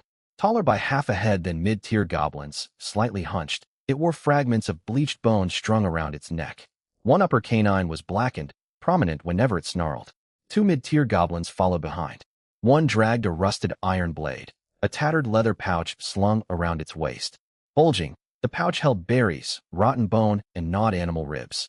The second carried a bone axe bound with filthy leather cord. An old scar marked its shoulder. No disposable cannon fodder accompanied the party. Both goblins bore weapons, yet only one leather pouch was carried among them. They marched straight ahead, following the scent of meat upstream. The high-ranking goblin halted beside the stream, sniffed, and sharply raised a hand. Both mid-tier goblins froze at once. Yanjin caught fragments of their speech. Blacktooth. Meat smell. Hungry den. His gaze locked onto the bone fragments strung around Blacktooth's neck. Memories from his original host told him high-ranking goblins loved wearing bone ornaments. Those with many bone trinkets always had lesser goblins dying on their behalf. Blacktooth wore very few bone pieces. No burnt ash patterns marked their edges, and no sacrificial altar like acrid odor clung to its body. No wolf paw prints or cave lizard dragging marks marred the surrounding ground. Tall, lean, rigid-backed, its belly caved inward. This hunting party was starving. Blacktooth was starving. Yanjin drew back beneath the foliage. Inside his deerskin pouch lay a deer bone still flecked with scraps of meat. He did not hurl it far away. He slid it across the mud until it rested at the thicket's edge, half exposed above fallen leaves. Wind carried its meat scent toward the goblins. The mid-tier goblin dragging the iron sword spotted it first. It stopped, stared at the bone, then probed trampled surrounding grass with its blade. Finding nothing suspicious, it looked back, waiting for Blacktooth's order. Blacktooth stepped forward, lowered its head, and sniffed. Fresh bone. Meat scraps had not yet dried. No deer hoof prints or animal mauling claw marks marked the bush line. Blacktooth lifted its head and sampled the air all around. It pointed a clawed finger. Snarling, the sword-wielding mid-tier goblin advanced toward the thicket edge. It stood mere paces from Blacktooth, fully within its sight line. The axe-wielding mid-tier goblin stood nearby, axe held ready and unrelaxed. Beneath the bushes, Yanjin pressed the bone shard tight between his tongue and teeth. The sword-bearing goblin reached out to shift the leaves. It did not grab for the bone immediately. Instead, it poked the surrounding mud with its blade and hooked the deer bone outward. The moment foliage blocked the goblin's eyes, Jin's toes dug deep into root-churned mud. The mid-tier goblin hunched its shoulders, vision obscured by leaves. Rusted iron blade extended forward, its wrist held away from its torso with an unguarded gap. Jin burst out from beside a sunken animal burrow. He stayed clear of its jaws. Goblin teeth could shear fingers clean off should his hands draw near. His left hand clamped tight around its sword wrist, his knee drove hard into its ribs, and his right arm coiled around its throat from behind. The mid-tier goblin had barely forced half a cry past its throat when Jin dragged it downward under the bush canopy.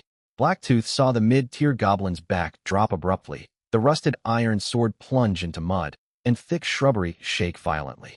Bone ornaments clinked against one another as Blacktooth lunged 2 paces forward and roared. The axe-wielding mid-tier goblin charged. Jin refused to release his grip. Elbowing backward hard, the trapped goblin slammed into Jin's chest, sharp pain jolting through his jaw. Yet it could not break free. Planting his feet firmly on the buried root, Jin twisted backward with his whole torso. The mid-tier goblin was hauled fully under cover, its iron sword abandoned outside. By the time the axe-bearer reached the thicket boundary, only one kicking leg was visible among leaves. A heartbeat later that leg vanished too. The bone axe chopped downwards. Twigs snapped, mud splattered across Jin's face. Holding the struggling goblin, Jin shifted sideways along the narrow, open animal tunnel beneath the bushes.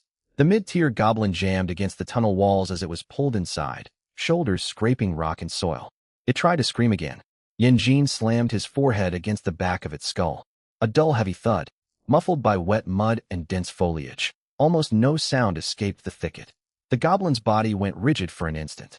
Seizing that split-second opening, Jin pressed his bone shard against the soft flesh beneath its throat. Outside, Blacktooth did not recklessly charge inside. It stood at the bush line, sniffing constantly. When the axe-bearer tried to squeeze inward, Blacktooth grabbed it by the nape and wrenched it backwards. The axe-wielder stared at its leader, momentarily stunned. Its roar had not summoned its companion back. Blacktooth's claws tightened until skin nearly split on the goblin's neck, and it snarled sharp, guttural words. Jin understood 2 terms. Denver behind. Blacktooth was searching for hidden hollow passages. Jin held off delivering the killing blow. He forced the mid-tier goblin onto its side, pinned its lower back with one knee. He kept his right arm locked around its throat and pressed its skull down with his left palm. The goblin's face mashed into wet mud, half its mouth submerged. Only one nostril stayed clear to draw breath. Each inhale sucked mud against its nose, expelled again in tiny black bubbles. It snapped its jaws trying to bite, catching only damp soil and rotting leaves. It choked on muffled gurgles. Mud sealed its mouth. Its struggles produced nothing but popping bubbles. Tracking footsteps outside, Jin steadily increased pressure on his strangling arm. Leaning close to the goblin's ear, he uttered low, guttural phrases in the goblin tongue. Denver, the captive, shuddered. He pushed the bone shard a fraction deeper. Blacktooth hunts for flesh. Choking against constriction, words oozed through its gritted teeth. Den, hunger, capture stragglers, feed the high one. Jin's eyes narrowed. A den belonged to Blacktooth. They hunted meat and rounded up stray goblins too. Outside, Blacktooth suddenly stilled. Its gaze fell upon the rusted iron sword stuck in mud. No hand remained wrapped around its hilt. Blacktooth slowly lifted its head toward the thicket interior, nostrils flaring wide, turning toward the strongest source of blood scent. At once Jin wrenched the goblin's neck sideways and drove his bone shard home beneath its throat. Lacking sharp edges and fine tapering, the bone shard first caught against tough, thick hide. Jin did not relent. Pinning the goblin's rib cage deep into mud with his knee, maintaining the choke hold, he forced the bone point steadily through flesh. The goblin's entire body convulsed, toes scrabbling wildly in mud and snapping fine roots. Its free hand bent backward, raking shallow gashes across Jin's dorsal hand. The bone shard finally pierced through resilient tissue under its throat. Its breathing shrank to a thin whistling wheeze, like air leaking from a punctured leather sack. Blood did not spray outward. Pinned face down in muck, blood soaked its filthy fur and dripped down into puddles. It stained a patch of mud crimson before dark water washed over the stain. Jin maintained his hold, pressing down on its skull until violent thrashing faded into spasms. The last tension drained from its legs into cold, wet earth. A system panel materialized. Physical strain. lower back sore from crouching and dragging. Physical injury, blunt force chest bruise, no open bleeding. He tore the tattered leather pouch free from the corpse's waist. Foul-smelling, it held several black berries, a strip of carrion meat, and half a gnawed bone. Using his bone shard, he daubed a smear of rotten meat across the mouth of a separate nearby animal burrow. Rank scent clung to damp mud and quickly spread. The axe-wielding mid-tier goblin twitched its nose and turned toward that false burrow. Blacktooth did not shift its gaze immediately. Its eyes stayed fixed upon the abandoned iron sword embedded in mud. Beneath the foliage, Yanjin rested one palm flat against the dead goblin's back. Outside, Blacktooth stared at the sword, black canine teeth peeking over its lip. Instead of sending the axe-bearer charging inside, it stepped backward, sniffing methodically inch by inch along the bush perimeter. Yanjin returned the bone shard between his teeth. The dead goblin's body laid across in front of him as a shield.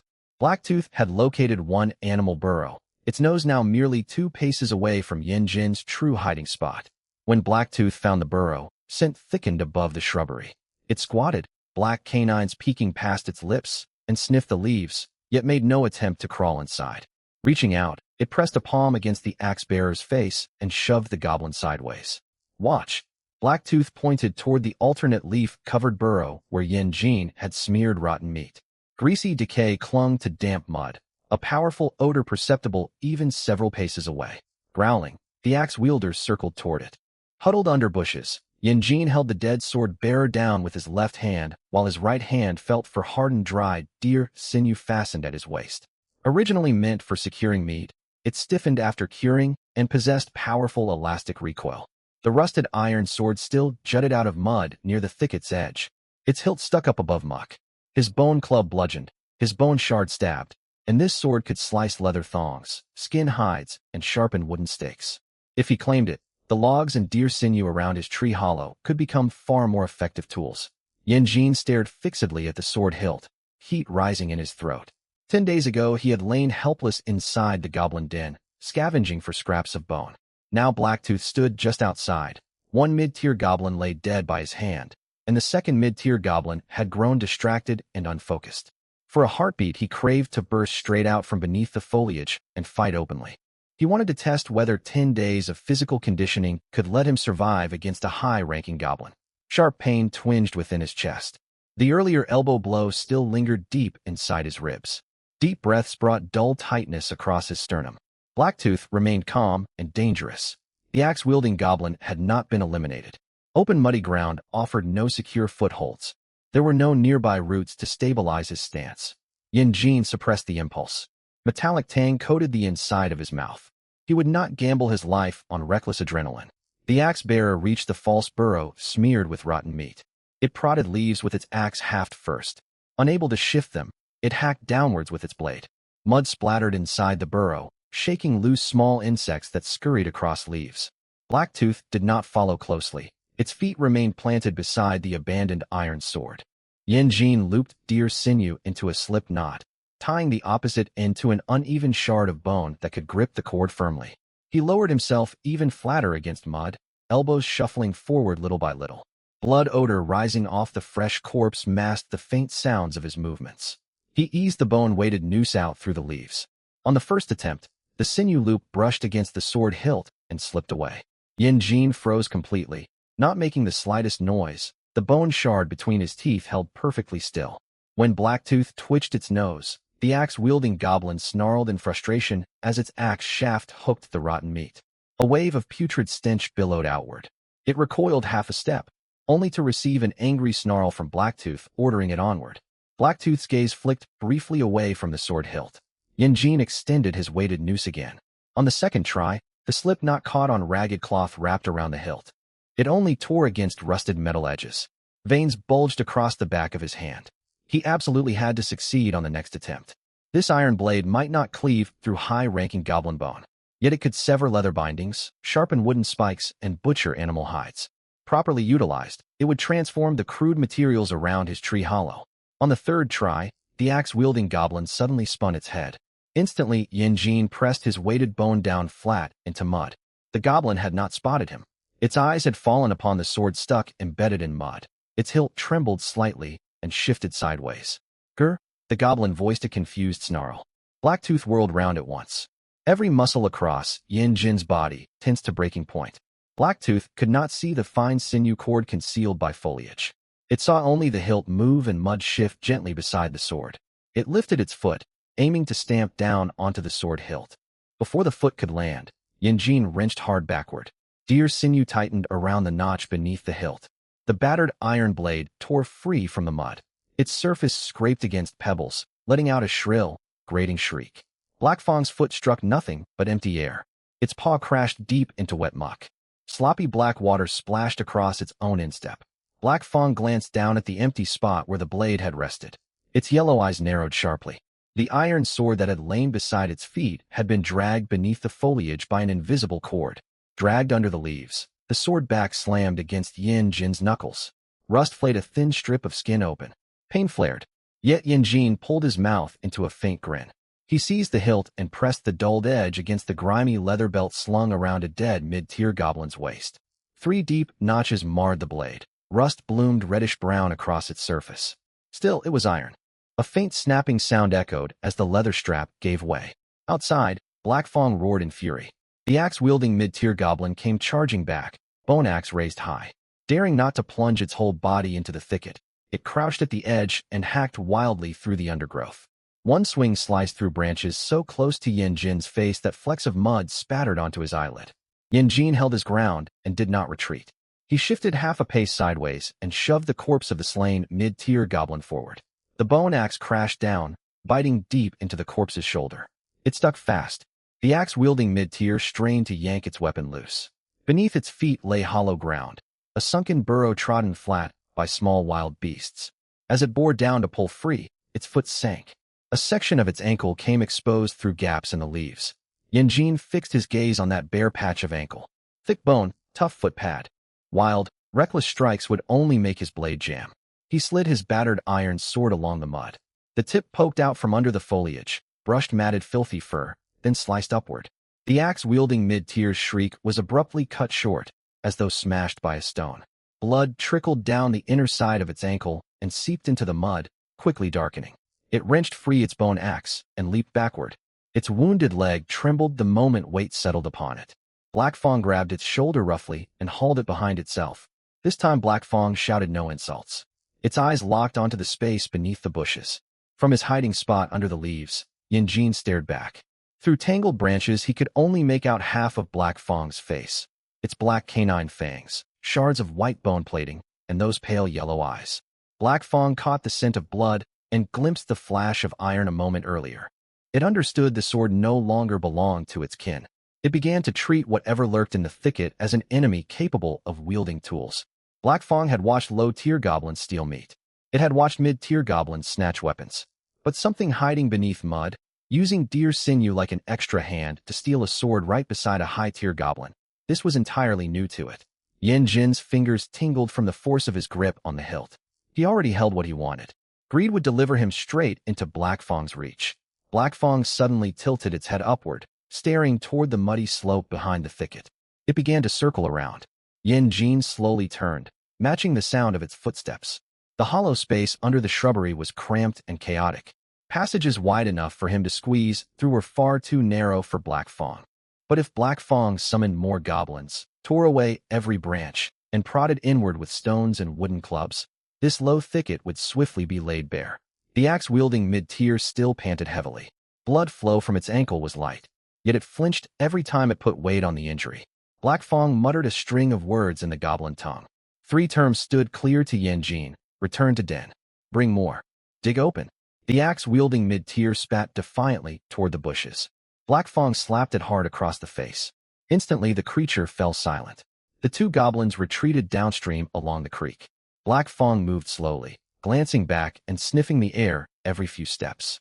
It never fully turned its back. It still clutched a sharp rock in one paw. Yin Jin did not give chase. He stayed crouched where he was. He waited until their footsteps faded toward the downstream waters, and then waited still longer. Wind drifted upward from the creek, carrying away some of the metallic smell of blood. Outside the thicket lay broken branches, footprints, indentations left by the stolen sword, and droplets shed by the wounded goblin. Once every trace of footfall noise dissolved into the gurgle of running water, Jin looked down at his sword. The blade was slightly shorter than his forearm. Its edge was blunt, and a chip bit off the tip. Ragged cloth wrapped around the hilt was soaked through with mud, slippery to hold, studded with tiny embedded iron splinters. Ugly as it was, rust scent flooded his palm. The solid heft of iron sat heavy in his hands. A sharp, visceral sensation no bone club could match. Jin cut free leftover leather straps from the slain goblin's waist and rewound them tightly around the hilt. When he squeezed again, the grip no longer slid beneath his palm. He left the corpse's flesh untouched. To him the body meant nothing but stench and danger. Jin shoved half the corpse into a burrow he had previously daubed with rotting meat, then covered traces of blood with torn leaves. When Black Fang returned, it would most likely find the corpse first and dig along the disturbed burrow. That would buy him precious time. A little time was all he needed to get back to his tree hollow. He slung his tattered leather pouch back at his hip, tucked his bone club under one arm, held the battered iron blade flat against his inner forearm, and crept backward along another animal burrow. When he emerged out of the thicket, cool creek breeze washed over his face. Rain-soaked mud all around bore countless trampled marks. Besides the paw prints left by Black Fang and the injured mid-tier goblin, broad, deep hoof marks stretched across the bank. Far deeper than deer prints, they originated among the upstream tree leans and curved down toward distant slopes. Nearby bushes were crushed flat, fresh droplets still clinging to their twigs. A herd of large beasts had migrated through here in the night. They had drawn nowhere near his tree hollow and ignored the scent of goblin blood, simply passing straight across the black pine wilderness along their own path. Jin glanced downstream. Black Fang would come back. Next time it would not bring merely one wounded mid-tier goblin. Jin pressed the iron sword tight in his palm and followed familiar tree roots upstream, retracing his earlier trail. Back to the tree hollow. Before Black Fang returned with reinforcements, he would rework the muddy ground outside his shelter into terrain that confused the goblins. Dusk had sunk beneath treetops by the time Jin reached his hollow. Water babbled from the creek. Wet grass across the slope rippled in waves beneath gusts of wind. The muddy ground outside his den bore 10 days of his tracks. Pits, paw-shaped impressions, hollows pressed down by short wooden logs. Every mark felt as familiar as old wounds on his own body. Further out in the damp mud lay unfamiliar huge hoof prints. They slanted across the slope without drawing close to the hollow, pressing layers of rotting foliage underneath. Each deep pit pooled rainwater beside broken stems, snapped by heavy tails. More than goblins roamed these woods. Larger creatures wandered abroad after dark. He did not crawl inside right away. The iron sword rested against his forearm, cold metal back pressing through leather bindings against his skin. Black Fang would return. That high-tier goblin was clever enough not to charge blindly into thick underbrush, nor to lose its head over one dead subordinate. It would head back to its den, rally more goblins, and rip open the shrub thicket. If it failed to find Jin, it would follow scent upstream to hunt him down. Fleeing now remained an option. Dense woodland could cover his tracks. Running creek water washed away smell. If he fled deeper into the woods under cover of night, Black Fang might never catch up. But what came after flight? He would lose his tree hollow. The broad leaves that collected drinking water, deer tracks beside the brook, rot-ridden logs teeming with edible grubs, tree roots that gave silent footing. He would need to learn every landmark all over again. He could carry very little of his deer hide, sinew, short staves, and sharpened bone fragments. Worst of all was the stillness of nighttime wilderness.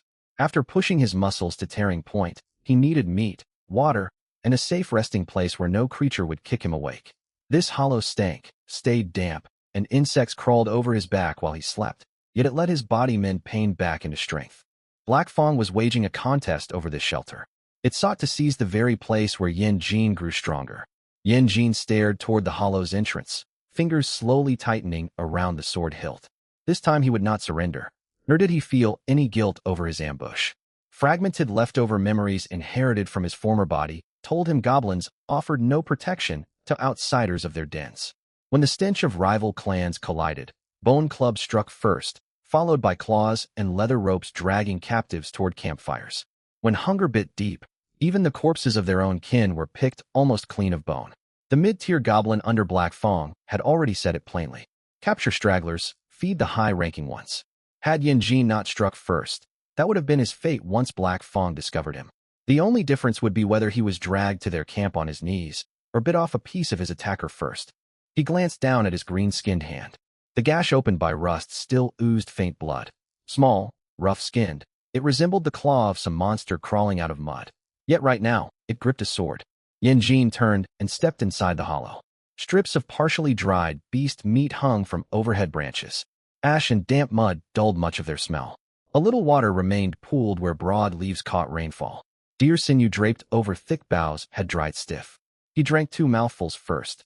Water was scarce, tinged with bitter leaf flavor. As it slid down his throat, dull throbbing persisted in his chest. Jin pulled out his battered iron sword and examined it in faint light spilling through the hollow mouth. 3 clear gashes notched the blade edge. A chunk was missing from its tip. Rust patches spread like old dried blood, shedding fine reddish powder when scraped. He took a scrap of deer hide to test its sharpness. The first pull failed to cut through. Changing angle on his second attempt, he pressed his palm flat against the hide and drew the blade slowly toward himself. A ragged tear split the leather. Frayed edges curled outward, exposing white sinew underneath. Staring at that cut, some of the heavy oppression in his chest eased. Bone point stabbed. Bone club smashed. Iron blades divided things apart. Division allowed you to reshape what lay before you. He took the sword and headed back to the creek bank. Near the water sat a flat, broad stone, the same one he had once used to grind deer bones. Its surface bore pale, worn scratches, surrounded by splinters of botched bone points. Jin knelt and pressed the rusted iron blade against the stone. He knew nothing of proper sword sharpening. Faint, fragmented memories from videos he had watched in his past life lingered. Talk of consistent angles and grinding with water, yet the specifics escaped him. All he had was running water and this coarse flat rock. Black Fong would not grant him leisure for careful, leisurely maintenance. He only needed the blade marginally faster than before. The edge scraped along stone, producing a hoarse rasp. No sparks flew. Only rust dust and stone powder mixed with creek water into dark reddish muck. After more than a dozen strokes, he paused and brushed his thumb lightly across the edge. Skin caught against metal. It did not break, yet resistance was tangible. That would suffice. Returning to the hollow entrance, he surveyed the muddy ground once more. This stretch of mud had once served as his training ground. Here he had performed deep squats burdened with damp timber, toes digging repeatedly into mud, leaving compacted pits that looked like ordinary bare earth to rushing mid-tier goblins. Jin used his iron sword to chop short wooden stakes. His first cut moved slowly. The blade jammed deep into timber, nearly slicing his fingertips as he wrenched it free. The second went somewhat faster. By the third, he learned to hold the wood down with his knee, drive the blade in at a slant, then pry along the grain.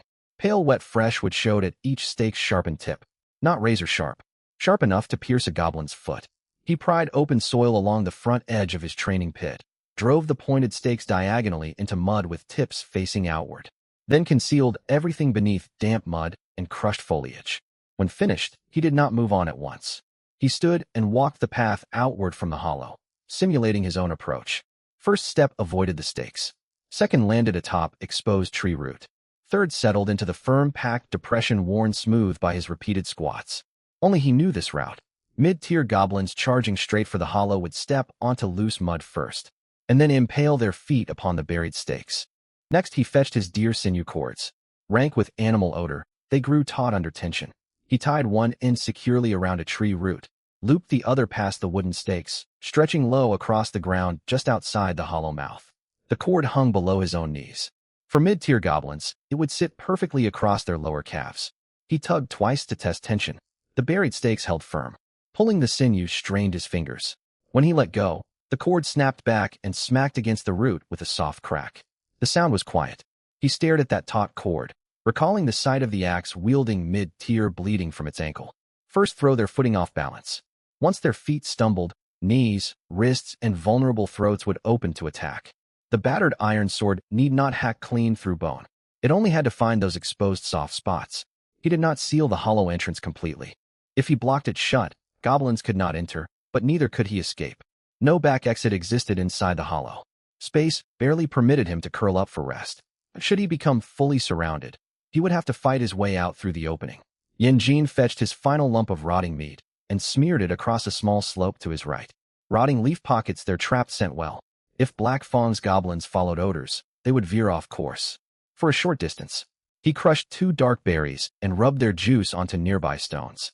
Sour tartness masked some traces of blood scent. He dared not waste more. Remaining berries still served as food. They did little to restore flesh, yet they quieted gnawing hunger pangs. Twilight deepened after he finished all his preparations. Leaning against the hollow mouth, Yanjin bit off a strip of partially dried beast meat. Tough, dust-coated, it demanded heavy chewing. Only after swallowing did his churning stomach settle slightly. A translucent status panel materialized before his eyes. Training stimulus, mild, muscle tears, mild. Physical injuries, dull chest ache, superficial lacerations on fingers. No stat increases yet. He had not slept. He had not recovered. As the panel faded, Yanjin chewed his meat all the more deliberately. He wanted to keep growing stronger. He wanted broader shoulders and back. He wanted fingers sturdy enough to grip his sword for longer stretches. He wanted his legs to hold steady on muddy ground, so next time he would not be knocked backward into his den. Comfort did not matter. When he woke tomorrow, he had to stand firmer than today.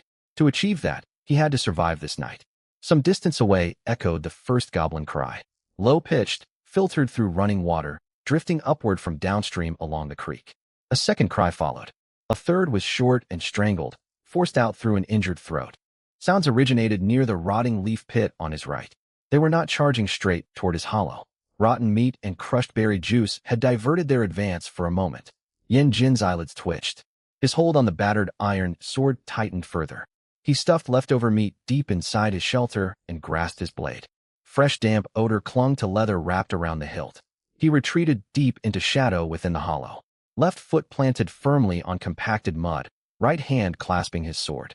His gaze locked on mud outside concealed under crushed leaves. Black Fong had returned. He had spent 10 days learning every inch of this place. This was his battlefield. Voices from downstream fell silent behind trailing shadows. Black Fong did not draw close to the hollow mouth. It stood beside a thick gnarled root down on the slope. Its yellow eyes peered over swaying damp grass toward the leaf-strewn mud before Yanjin's den. One black canine fong jutted past its lips, crusted with old, dried scraps of meat. Wind blew uphill, carrying goblin stench into the hollow. Yanjin could distinguish fetid blood oozing from the axe-bearer's wounded ankle, and thick animal grease coating wooden spear shafts. Black Fong had not brought overwhelming numbers, yet the goblins accompanying it were deadlier than simple brutes like Split Ear. They did not surge forward mindlessly chasing rot-stinking meat. Held in check by Black Fong standing at their rear, none dared recklessly dash ahead. Yanjin's thumb pressed harder against the leather-wrapped hilt. If his first strike failed to draw blood, all his traps outside would quickly be torn apart. He possessed no alternate escape route. His back pressed flat against the hollow's inner wall. Beast meat and sinew cords lay within arm's reach at his feet. If he charged out now, Black Fong would order multiple mid-tier goblins to encircle him from all sides. If he huddled and waited, wooden spears would keep prodding inward until they reached him. Yanjin shifted his left foot onto solid packed mud. He would wait for the first one bold enough to step inside. The axe wielder was shoved forward first. Its ankle wound still seeped blood. Every step twisted its balance. Burned once already by Yanjin's iron blade, it halted just outside the training pit. Bone axe held defensively across its chest. Snarling insults toward the hollow. Black Fong shoved a second mid-tier goblin forward. This one carried a gray wood spear. Sharpened bone points bound to its shaft with sinew could stab all the way from outside into the hollow's rear wall. Behind it came another goblin carrying a tattered wicker basket filled with rotten flesh, bone shards, and short wooden sticks poking over the rim. Yanjin huddled within shadow by the hollow opening, iron sword firmly in hand. The hollow was shallow. The spearman need not step inside. Repeated thrusts from outside would sooner or later corner Yanjin against the spear point. Only one pace lay behind him. A slight indentation in the right side wall gave barely enough room to dodge his head aside. To his left sat the exit, right beside that firm, compacted mud patch. He mentally reviewed both positions, breathing growing shallower. A rustle arose from the rotting leaf pit to his right. The basket bearer had caught the scent of rotten meat and turned to dig through foliage with wooden sticks. Sour berry aroma billowed outward. It scratched about in mud, pulled free the lump of rotten meat Yanjin had left behind, and shouted toward Black Fong. Black Fong never even turned its head. It could smell blood lingering within the hollow. The spear-wielding goblin advanced to 2 paces from the entrance, using its bone tip to brush away surface leaves. A short length of buried deer sinew showed briefly, only to be flicked aside by the spear tip. Yanjin held perfectly still. His enemy was more cautious than he had anticipated. The spear tested the ground. Its front foot stepped onto firm earth beside the hollow. Spear shaft scraped along the inner wall and lunged inward. Yin twisted his head aside. Bone tip whisked past his cheek, showering him with damp soil. A second thrust slammed against Shortwood piled inside. Hearing impact, the spear wielder shifted half a step forward. Black Fang urged it onward from behind. Yet the goblin still swept the hollow floor with its spear tip before stabbing again, this time barely skimming over the top of Jin's scalp. It knew someone hid inside, yet feared drawing too near. Jin waited until the spear wielder lowered its weapon for another thrust. That half-step advance had set its heel right on the rim of the booby-trained pit. Jin kicked hard against one buried wooden stake. The stake jarred the taut deer sinew cord. Snapping upward out of mud, it lashed across the spear wielder's lower calf. Instinctively, the goblin flinched backward.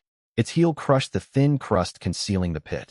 Sharpened stakes buried deep into the sole of Spear's foot. The goblin let out a shrill cry as it tried to yank its foot free, only for its body to sink further, snagged by the angled wooden spike. Its wrist, wrapped around the spear shaft, was exposed in the struggle.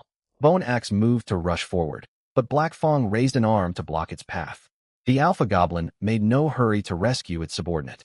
It wanted to watch where the lowly creature hiding inside the hollow tree would emerge. It also aimed to force Spear to fully expose all the buried stakes trapped beneath its feet. Jin could wait no longer. He lunged out from the left side. His scrap iron blade sliced a long gash along Spear's wrist bone. Agony made the goblin loosen its grip on the spear shaft. Jin wrenched the weapon free, wedging the shaft against a tree root to pin his opponent bowed forward. Spear was weighed down by its injured foot. Clawed fingertips scraped across Jin's temple, but his jagged blade had already stabbed beneath Spear's jaw. The chipped tip met resistance from tough cartilage. Yet Jin planted his feet firmly on the packed mud he had trained upon for 10 days, driving his weight forward with his shoulder. The blade forced its way into the windpipe. Desperate cries dissolved into gurgling, bloody bubbles. The goblin's hands slackened their hold on the spear entirely. The collapsing corpse sent Jin stumbling sideways. Bone Axe's bone axe swung straight for the nape of his neck. Jin snatched the dead goblin's belt and dragged the body into the axe's path. The blade sank deep into the fallen goblin's back, wedging itself fast. While Bone Axe strained to pull its weapon free, Jin stepped down onto the corpse's wrist and seized the ashwood spear for himself. The sharpened bone spearhead dragged across the muddy ground. The heavy ashwood shaft settled heavy in Jin's palms. This very weapon that had cornered him relentlessly inside the hollow now belonged to him. Bone Axe froze mid-charge at the sight of its ally's empty hands, its own wounded foot drawing back an uneasy half-step. Jin angled the spear tip toward the remaining goblin. The hollow tree offered little cover, but he now wielded a weapon that could strike first against foes outside the opening. Black Fang advanced 2 paces, halting right before the stakes protruding from the mud. It spotted the snapped deer sinew bindings and the bleeding puncture wound torn open on Spear's soul. As Bone Axe fought to wrench its axe free, Black Fang kicked the subordinate roughly aside. It then picked up a short length of driftwood discarded from a tattered wicker basket and hurled it toward the ground before the hollow entrance. The driftwood landed in soft mud, flattening one embedded stake and revealing a second spike hidden beneath rotting leaf litter. Black Fang studied the disturbance for a heartbeat, then snarled sharply in the direction of the broken basket. Spear's corpse steadily pooled blood into the mud. Black Fang never once moved to tend the body, nor did it fly into a rage over its dead subordinate. Its sole concern lay with the hidden creature. It worried only about which surviving underling to send in next to test the traps. Jin's fingers tightened another fraction around the spear shaft as he fixed his gaze on the injured Bone Axe. He dragged Spear's corpse to block the hollow entrance and retreated back into the shadows with the spear in hand. The sudden burst of exertion during his ambush pulled painfully at his ribs, and his blade-wielding hand was slick with fresh blood. 2 lines of text flickered at the edge of his vision. Physical strain, rib strain following short explosive movement, physical damage, hand abrasions, worsening dull chest pain. Black Fang stared unblinkingly at the hollow mouth, no longer goading Bone Axe into a reckless assault. It kicked the shattered wicker basket over entirely. The goblin known as Basket hesitated, glancing nervously at Spear's corpse. It took a brutal open palm blow across its face for its delay. Daring not to linger further, it dropped to its knees in the muck. It gathered the filthy contents from the broken basket. Rotting flesh and splintered bone were dumped across the mud. Basket instantly grasped its order, grabbed a clump of waterlogged carrion, and hurled it hard against the hollow tree trunk. The putrid meat slammed into the rim of the hollow, dark brackish liquid oozing down the earthen walls. A fragment of bone tumbled inside, coming to rest against the spear shaft at Yin Jin's feet. Black Fong stationed Bone Axe to guard the outer perimeter and gestured for Basket to keep dumping the refuse. The deer sinew bindings were fully broken, and Black Fong had mapped out every remaining stake using the driftwood. Every trap Yin Jin had laid was now useless. If Basket sealed the hollow entrance completely, Yin Jin would lose all room to thrust his spear outward. Yin Jin shortened his grip on the spear shaft. The lengthy weapon would only jam against the hollow's narrow walls if he stayed hidden inside. He needed to burst out before Basket could heap more filth over the opening and reclaim the solid packed mud he knew better than anyone. He prodded the bone shard at his feet aside with the spear tip. The spearhead slid beneath the mound of rotting flesh, lined up squarely with Basket outside. He would strike the moment Basket lifted its basket for another load. Dark fluid seeped steadily inward through the hollow opening. The overpowering stench of decay masked the sound of footsteps outside. As more bone fragments rolled into the confined space, Yin Jin's back pressed flush against the inner tree wall. Any further retreat would force him to cradle the spear horizontally against his chest. He counted his breaths in the gaps between Basket's dumping motions. Every 4 to 5 heartbeats, the basket rim scraped against the muddy ground. Bone Axe stood watch to the left, bearing minimal weight on its injured foot. Black Fong let out low rumbling growls on occasion. It never strayed far from the tree roots. If he waited longer, the entrance would shrink shut entirely. A headlong charge would leave him exposed to an immediate counterattack. Gripping the spear shaft firmly, Yin Jin chose the latter. Basket reached for another handful of decayed refuse. Yin Jin moved first. The bone spearhead pierced the clump of rotten flesh lining the hollow rim. Bracing both hands against the shaft, he drove power from his hips and lower back to heave the mud and debris clogging the entrance upward in one violent motion. Black, tainted liquid splashed directly into his face. He squeezed his eyes shut briefly, yet kept driving the spear outward. The mass of rotting meat crashed into Basket's chest, forcing the goblin to stagger backward with its arms thrown up in defense. Yin Jin stepped onto the patch of hardened mud right at the hollow's mouth. The indentations left by 10 days of heavy squats fit perfectly beneath his soles. He took his second stride fully out of the hollow, sweeping the ashwood spear sideways. The wooden shaft slammed hard into Basket's left arm. Bone fragments scattered across the ground from Basket's loosened grasp. A sharp shard grazed Yin Jin's brow ridge while another sliced across his shoulder. His vision swam momentarily, yet he maintained the momentum of his sweeping strike, driving the shaft downward to pin Basket's wounded arm against the dirt. A sickening crack echoed as bone fractured beneath the force. Before Basket could regain its balance, Yin Jin slammed his shoulder into its torso, driving the goblin backward to slam against the tree root. Basket had only just pulled a short wooden club halfway free from its waistband when a knee strike knocked the weapon back into the mud. The panicking goblin scratched wildly, tearing a bloody gash across Yin Jin's cheekbone, while its wrist remained trapped in his unyielding grip. Desperation erased all trace of ferocity from Basket's yellow eyes as it failed to break free. A surge of heat welled up inside Yin Jin at the sight of the creature. It urged him to finish the fight swiftly. Gritting his molars tight, he drew his scrap iron blade with his right hand. The blade tip pierced the soft flesh beneath Basket's jaw. Rust-edged metal met cartilage resistance. Yin Jin bore down with his shoulder to drive the blade deeper. Warm blood flooded over his knuckles along the hilt. Basket's head thudded twice against the tree root before its body went limp.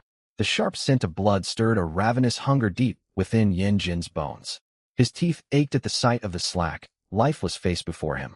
Primal goblin instincts screamed for him to tear open the throat and consume the warm flesh. He twisted his face away from the corpse, shoving the body toward the left as he withdrew his blade. Basket's body slid down the tree root, its broken arm striking the mud first. The short wooden club tucked beneath its waist remained trapped under its weight. It was never to be used again. Yin Jin released the goblin's wrist, his knuckles still locked in the rigid tension of his grip. In the past, defeating a mid-tier goblin required waiting for an injury or misstep. This fully unharmed Basket, fully aware of his presence inside the hollow, had still been overwhelmed the instant he charged out into the open. Black Fong had witnessed the entire slaughter. It had sent Basket forward to drag Yin Jin out into certain death, only to watch its subordinate slide lifeless down the tree trunk while the small, lowly-looking goblin stood unharmed outside clutching the stolen spear. Black Fong flared its nostrils rapidly, attempting to parse Yin Jin's scent through the thick haze of blood in the air. Bone Axe stood frozen for a beat. From the moment Basket crashed into the tree to its final breath, it had not landed a single follow-up strike. Bone Axe charged in from the left, swinging its bone axe downward. Unable to retrieve his iron blade in time, Yin Jin released it and hauled Basket's corpse into the path. The axe bit deep into the dead goblin's back, wedged fast between its ribs. As Bone Axe strained to yank its weapon free, Yin Jin reclaimed his spear. He slammed the shaft against the axe's handle. He pinned both the weapon and Basket's corpse to the muddy ground. Black Fang stood behind Bone Axe, making no reckless rush to avenge its fallen underlings. It circled around the exposed buried stakes to step onto the raised tree root to the right, its gaze locked unwaveringly on the spear's sharp tip. Black Fang would not sacrifice Bone Axe needlessly. It intended to let its wounded subordinate hold Yin Jin's attention while it positioned itself atop the high root to strike from the spear's unreachable blind side. If Yin Jin directed his spear at Bone Axe, Black Fang would dive down from its elevated vantage. If he defended against the Alpha Goblin first, Bone Axe would wrench its axe free to attack unopposed. His only option was to strip Bone Axe of its stable footing. Bone Axe bore little weight on its injured foot, and its axe remained lodged inside Basket's corpse. Yin Jin advanced along the spear shaft and clamped his hand hard around the goblin's wrist. His fingers dug deep enough to draw fresh blood. Bone Axe let out panicked cries for aid toward Black Fang. Unable to budge, Yin Jin anchored firmly on the pit's edge. A jagged stone cut through the air toward his skull.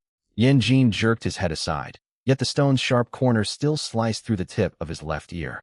A cold numbness washed over the flesh first, followed by a searing burst of pain. Bone Axe capitalized on the distraction to drive its knee into Yin Jin's abdomen. A dull, throbbing pain flared sharply across his already sore chest. He stumbled back half a pace, snatched the thick rope from Basket's waist, and whipped the loop toward Bone Axe's trapped wrist. Black Fang had already descended from the tree root. It chose its moment perfectly, striking just as the knee blow forced Yin Jin backward. It stepped with calculated precision to avoid every buried stake. Its caution only sharpened its movement, letting it navigate the booby-trapped mud unscathed. The rope loop coiled only once around Bone Axe's wrist. Yin Jin pulled hard backward while kicking loose mud beneath the goblin's wounded foot.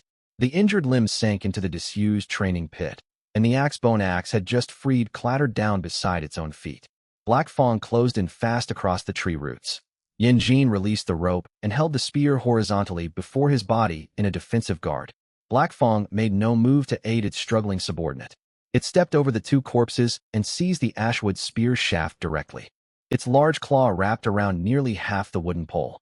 Crushing force surged down the shaft from the Alpha Goblin's grip. The spear tip was forced downward toward the mud. If Yin Jin yielded to the pressure, Black Fang would slide its claws down the wood to seize his hands. If he let go entirely, Bone Axe would recover the lethal spear without delay. He repositioned both hands to cradle the shaft, bracing the butt end firmly against his ribs. Yin Jin's heels skidded backward, grinding a chunk of his hardened training mud into dust beneath his soles. Tremors racked his arms, and a dull wooden ache pressed heavy against his bruised ribs. Still, he refused to release the spear. Black Fang bore down with even greater strength. Yin Jin bent his knees to hook the lip of the training pit. He transferred the overwhelming weight into his lower back and core to hold the spear steady. Old chest wounds throbbed dully from the strain. He swallowed down the metallic taste of blood rising in his throat, his heels never retreating an inch further. The ashwood shaft bowed gradually between the two locked combatants. Black Fang's gaze dropped to study Yin Jin's straining arms. The limbs still carried the compact frame typical of low-tier goblins, yet the muscle beneath the green skin was coiled taut as taut cord. Even with the spear pressed hard into his chest, Yin Jin's back stayed rigid, his legs planted firm without buckling to his knees. The feral rage on Black Fang's face faded for a fleeting instant. Bone Axe witnessed the standoff from the side. It had circled around toward Yin Jin's rear, axe raised high over its shoulder. Yet it could not bring itself to strike. Watching its alpha struggle to overpower this small low-tier goblin made Bone Axe shift its injured foot backward uneasily.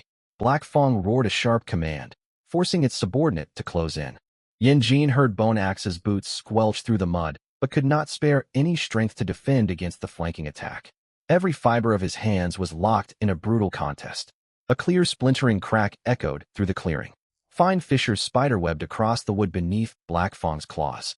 A system prompt flickered across Yin Jin's vision. Physical strain. Opposing force from Alpha-tier Goblin physical damage. Worsening dull chest pain. Laceration on left ear tip. Bone axe limped into position at Yin Jin's flank and raised its axe once more. Black Fang's claws clamped tighter around the spear shaft, its yellow eyes drifting from Yin Jin's shaking arms to his feet anchored on the packed mud.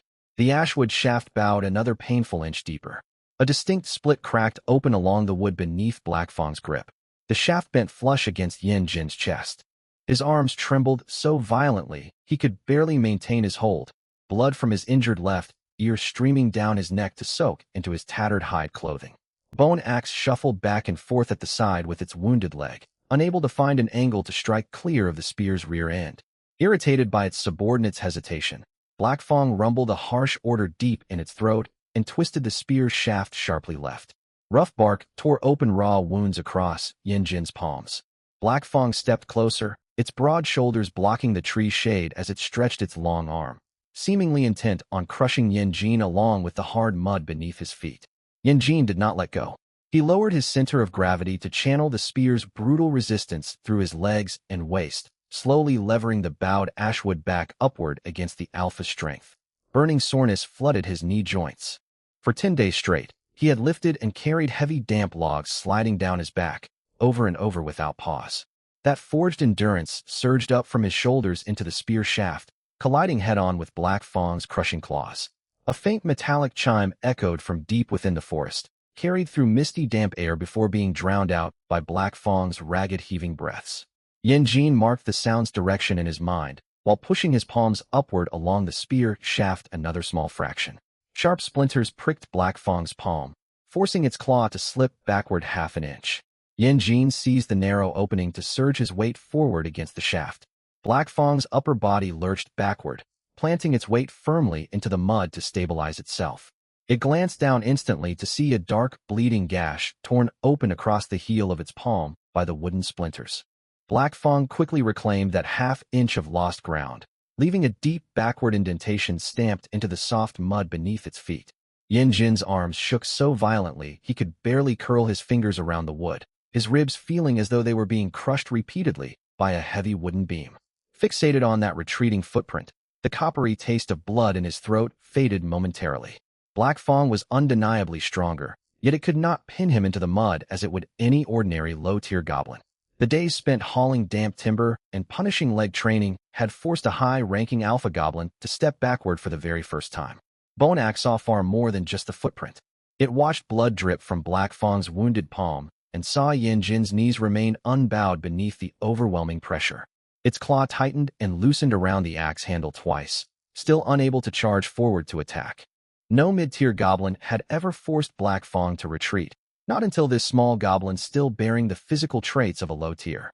Noticing its subordinate's hesitation, Black Fang issued no further shouts. Its wounded claw locked rigidly onto the spear shaft, determined to press back that half-inch of lost ground with its own strength. Lowborn, Black Fang ground the rough syllables out through bared fangs. It recognized the short, slight skeletal build and the weak low-tier scent clinging to Yin Jin's body. Every low-tier goblin it had subdued before cowered in abject terror, unable to even lift their heads. This one had wounded its palm with the stolen spear and driven it to retreat a step in front of its own subordinate. All traces of contempt vanished from Black Fang's yellow eyes. It studied Yin Jin's sturdy shoulders and hardened legs, as if seeing the true strength hidden beneath the green skin for the first time. Yin Jin understood the word perfectly. His body may hold the small frame of a low-tier goblin, but Black Fang had felt his strength firsthand and been forced backward by it only moments prior. Bone Axe advanced in from the side. Spotting the bleeding wound across Black Fang's palm, its axe strike faltered at the last second. Black Fang snapped a furious roar, spurring the injured goblin into a hurried limp forward, sweeping its axe low toward Yin Jin's left leg.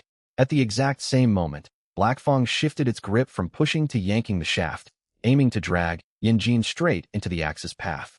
Yin Jin stepped forward half a pace in response, gripping the fractured section of the spear with his right hand and twisting the shaft hard toward Bone Axe's incoming strike. Damp wood fibers snapped one after another under the torque. Black Fang squeezed its claws shut with full force. Crack! The spear snapped clean in two at its midpoint. Sharp wooden splinters embedded themselves into Black Fong's injured palm. The Alpha reflexively loosened its grip, and Yin Jin lunged toward Bone Axe, wielding only the blunt, broken half of the wooden shaft. Bone Axe never anticipated Yin Jin destroying his own hard-won weapon. Unable to correct its axe swing in time, as the blade sliced open Yin Jin's left thigh. Yin Jin used his forward momentum to dart into the gap beneath the goblin's raised arm, slamming his shoulder into its exposed torso. The jagged broken wood splinter was aimed squarely at Bone Axe's armpit.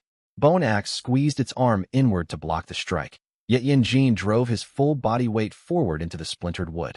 The wooden shard pierced flesh, colliding against bone before sliding into the gaps between the ribs inside its chest. Bone Axe lunged forward to sink its teeth into Yin Jin's neck. Yin Jin ducked clear, pressing his forehead into the goblin's chest to drive the broken wood deeper.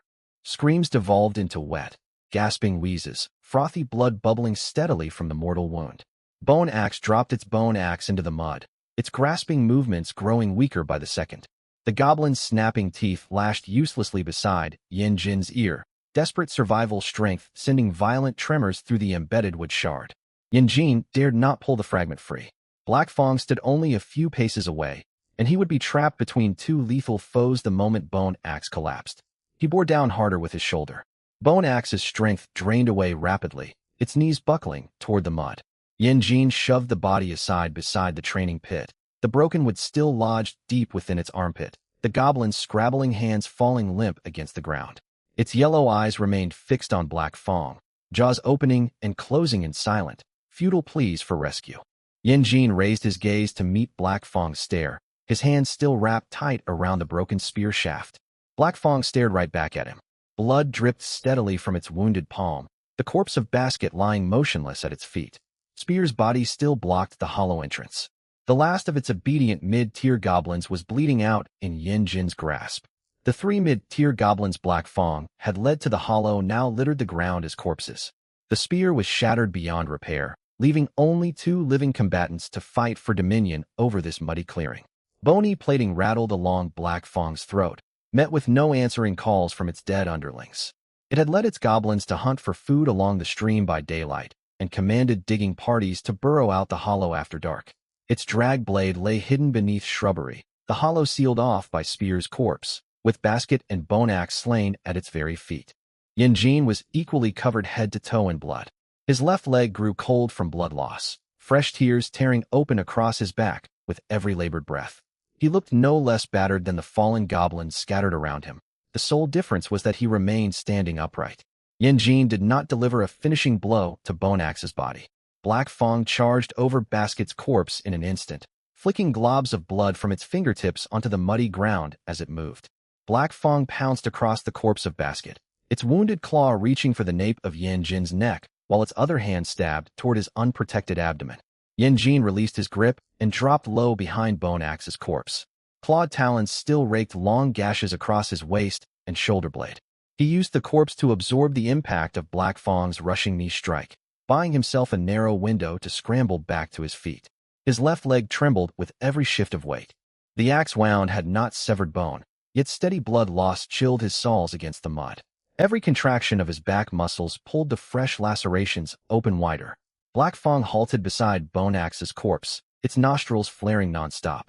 No surviving goblins answered its cries any longer. The Alpha's natural scent around the hollow drowned out entirely by the thick stench of spilled blood. The status panel flickered with each shallow breath Yin Jin took. Physical damage, laceration to left thigh, lacerations across the back, sustained muscle tearing. Yin Jin pushed himself upright using the muddy ground for support, his right hand brushing against the scrap iron blade sheathed along his inner forearm. The intact spear was destroyed completely. Half the broken shaft remained embedded inside Bone Axe's body, the bone spearhead portion discarded on the mud behind Black Fong. Black Fong bent down to retrieve Bone Axe's bone axe. Contact with the axe handle reopened its palm wound, dark blood streaming down the rough bone surface of the weapon. No trace of mocking amusement lingered on its features anymore. Its yellow eyes locked onto Yin Jin, calculating the most efficient way to tear his body apart. Watching the bone axe settle into Black Fong's grip, a sharp tightness coiled in Yin Jin's stomach.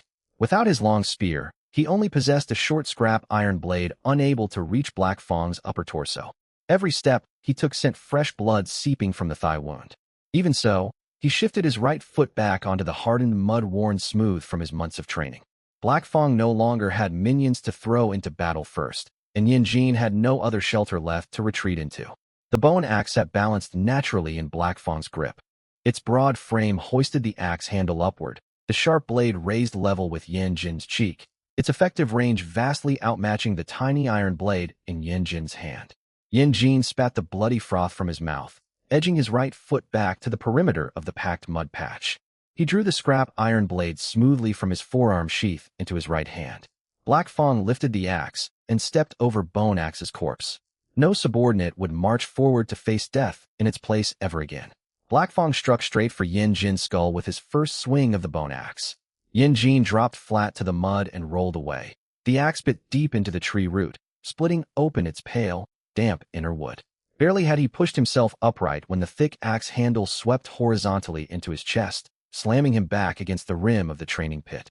A corpse propped up his lower back, and the broken spear jammed under his armpit drove deeper with the impact, drawing a thin wisp of bloody froth from the dead goblin's mouth. Using the corpse's shoulder for leverage, Yin Jin scrambled to his feet, finding no polearms left within reach to create distance between himself and his foe. Black Fang twisted the axe handle in his grip. A gash marred his palm, forcing an awkward hold. Every squeeze of his fingers sent dark blood trickling down the rough bone shaft. Yin Jin fixed his gaze on that wound, the only opening he could seize. The bone axe whistled toward his neck once more. Charging straight into the weapon's arc, Yin Jin ducked beneath Black Fang's swinging arm. The axe blade sliced open an old scar across his back as his shoulder rammed hard into Black Fang's midsection. Trapped behind his own torso, the heavy axe could no longer reach Yin Jin. The towering skeletal frame staggered unsteadily. Black Fang bowed his head, his injured hand clamping tight around Yin Jin's nape and hoisting him clear off the mud ground. Sharp black fangs hovered inches from his ear as the monster gradually tightened its grip, just as it had crushed lesser goblins within their burrows countless times before. Yin Jin drove his left hand into the fresh laceration on Black Fang's palm. His fingernails sank straight into the tear carved by embedded splinters. His rusted scrap blade pierced deeper into the wounded flesh. Each fractional push of the metal made Black Fang's digits spasm violently. The beast roared and bore down harder, yet Yin Jin did not attempt to pry the entire hand free. Instead, he twisted the blade sharply within the wound. The vise around his neck loosened at last, letting his boots settle back onto solid mud. Ducking his chin and bending his knees, Yin Jin absorbed the crushing weight pressing into his neck through his core muscles. His legs tensed before he surged upward, his compact frame burrowing under Black Fang's center of mass and tilting the towering elite goblin backward. Black Fang's right foot sank into the soft mud, and its knee crashed heavily to the ground. Muddy water splattered across Black Fang's torso and abdomen. A string of bone talismans marking his rank dangled from his neck, knocking against Yin Jin's forehead with every sway of the kneeling form. Wings fluttered amid the slanted tree branches overhead. A gray feathered mountain crow had been drawn back by the scent of blood. It perched high without uttering a sound, its glossy black eyes locked on the two goblins locked in combat within the muddy pit. Though still seized by Black Fang's grip, Yin Jin had planted his feet firmly on the pit's firmest edge. Their positions reversed for a fleeting moment. Black Fang knelt helpless before him, raw panic flaring bright within its yellow eyes. Black Fang drove its raised knee hard into Yin Jin's ribs. The blow racked Yin Jin with a fit of coughing and blood spatter. Seizing the opening, Black Fang hauled itself upright and clubbed Yin Jin's right arm numb with the axe shaft. Its black fangs snapped forward, tearing a small chunk from the edge of his ear. Yin Jin wrenched his head aside to shield his throat, slamming his forehead into Black Fang's jaw while driving his rusted blade upward through the creature's mouth. The corroded metal scraped harshly against Black Fang's tooth sockets. A gritty scrape echoed as the black fangs collided with the flat of the blade, and the tooth roots splintered instantly.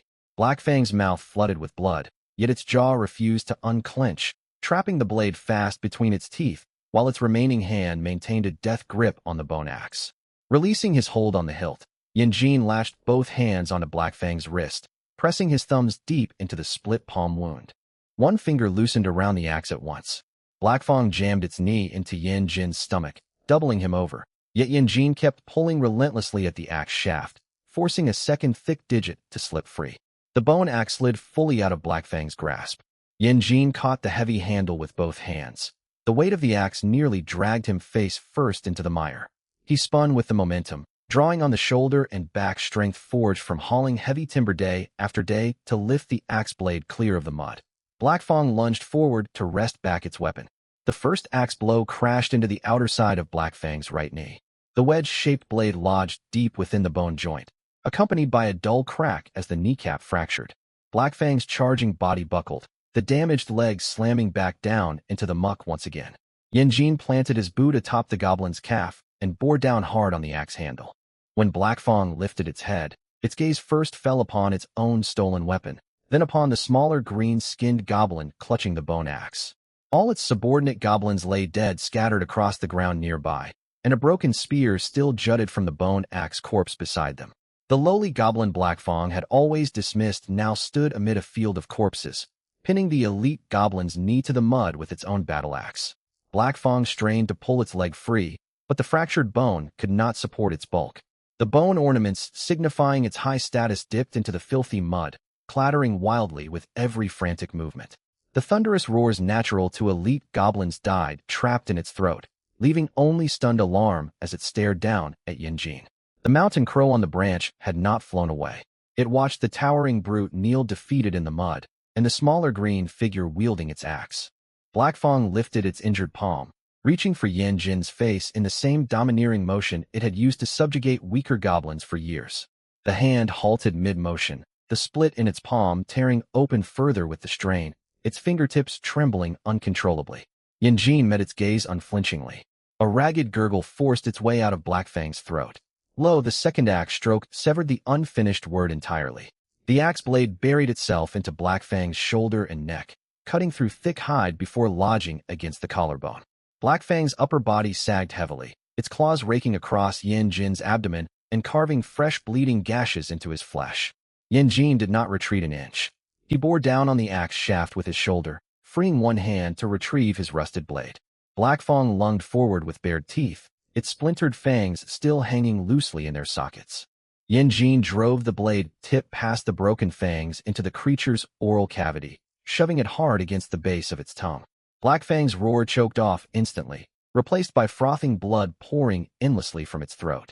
It tried to push itself upright, yet its shattered knee could not bear its weight, and the axe embedded in its shoulder forced its torso to list sharply sideways. Jin seized the loose Black Fang and wrenched it outward with brutal force.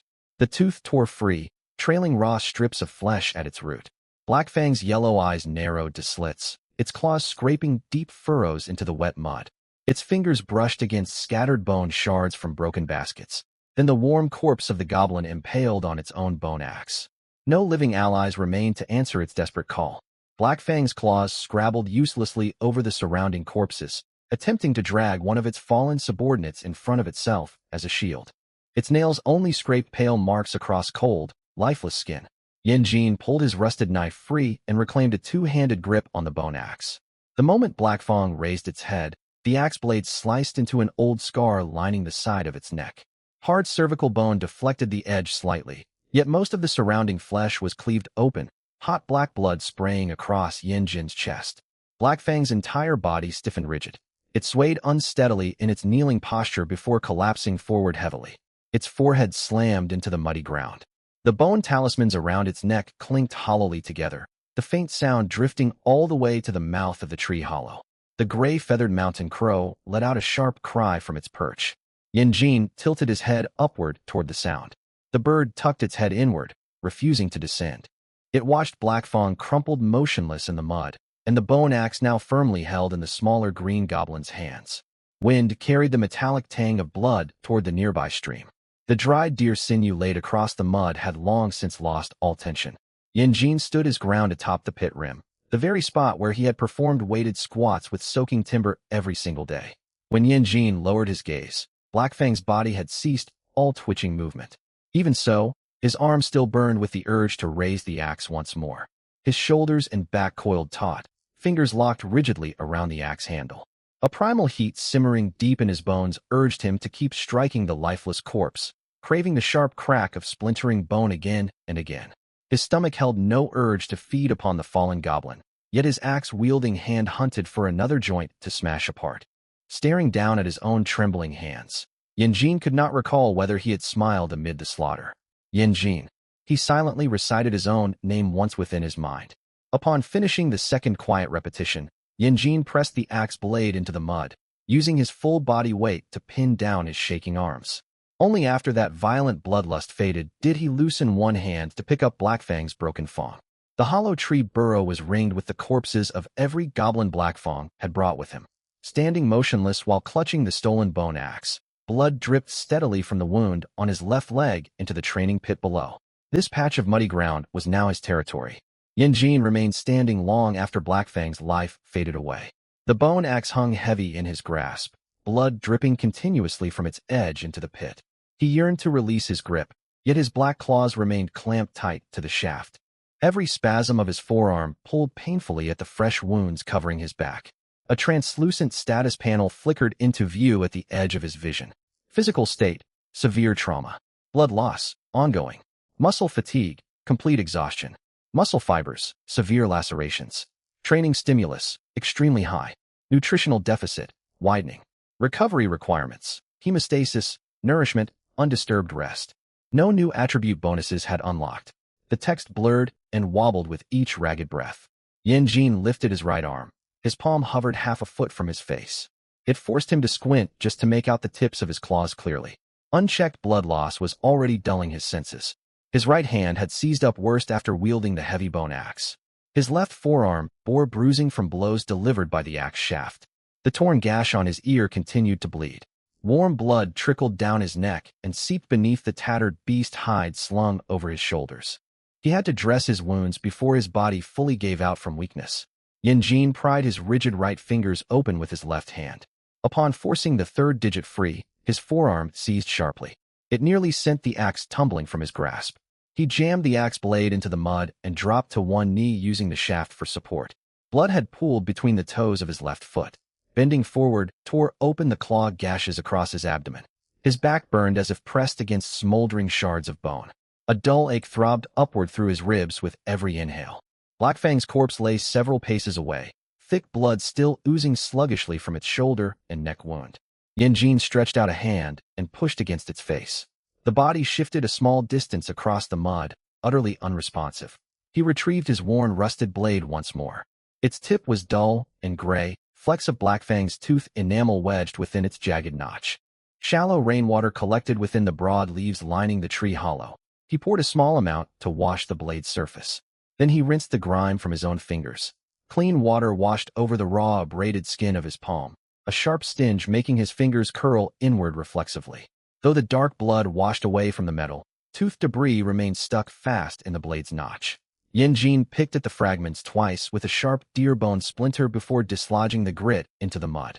In his past life, wounded as he was now, he could seek out medicinal herbs and sterile gauze to treat his injuries.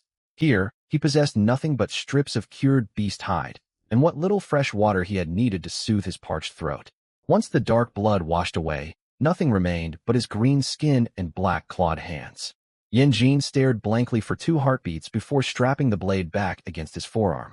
The mountain crow hopped backward along its branch. It watched Yanjin pocket the broken black fang and gazed down at Blackfang's lifeless form.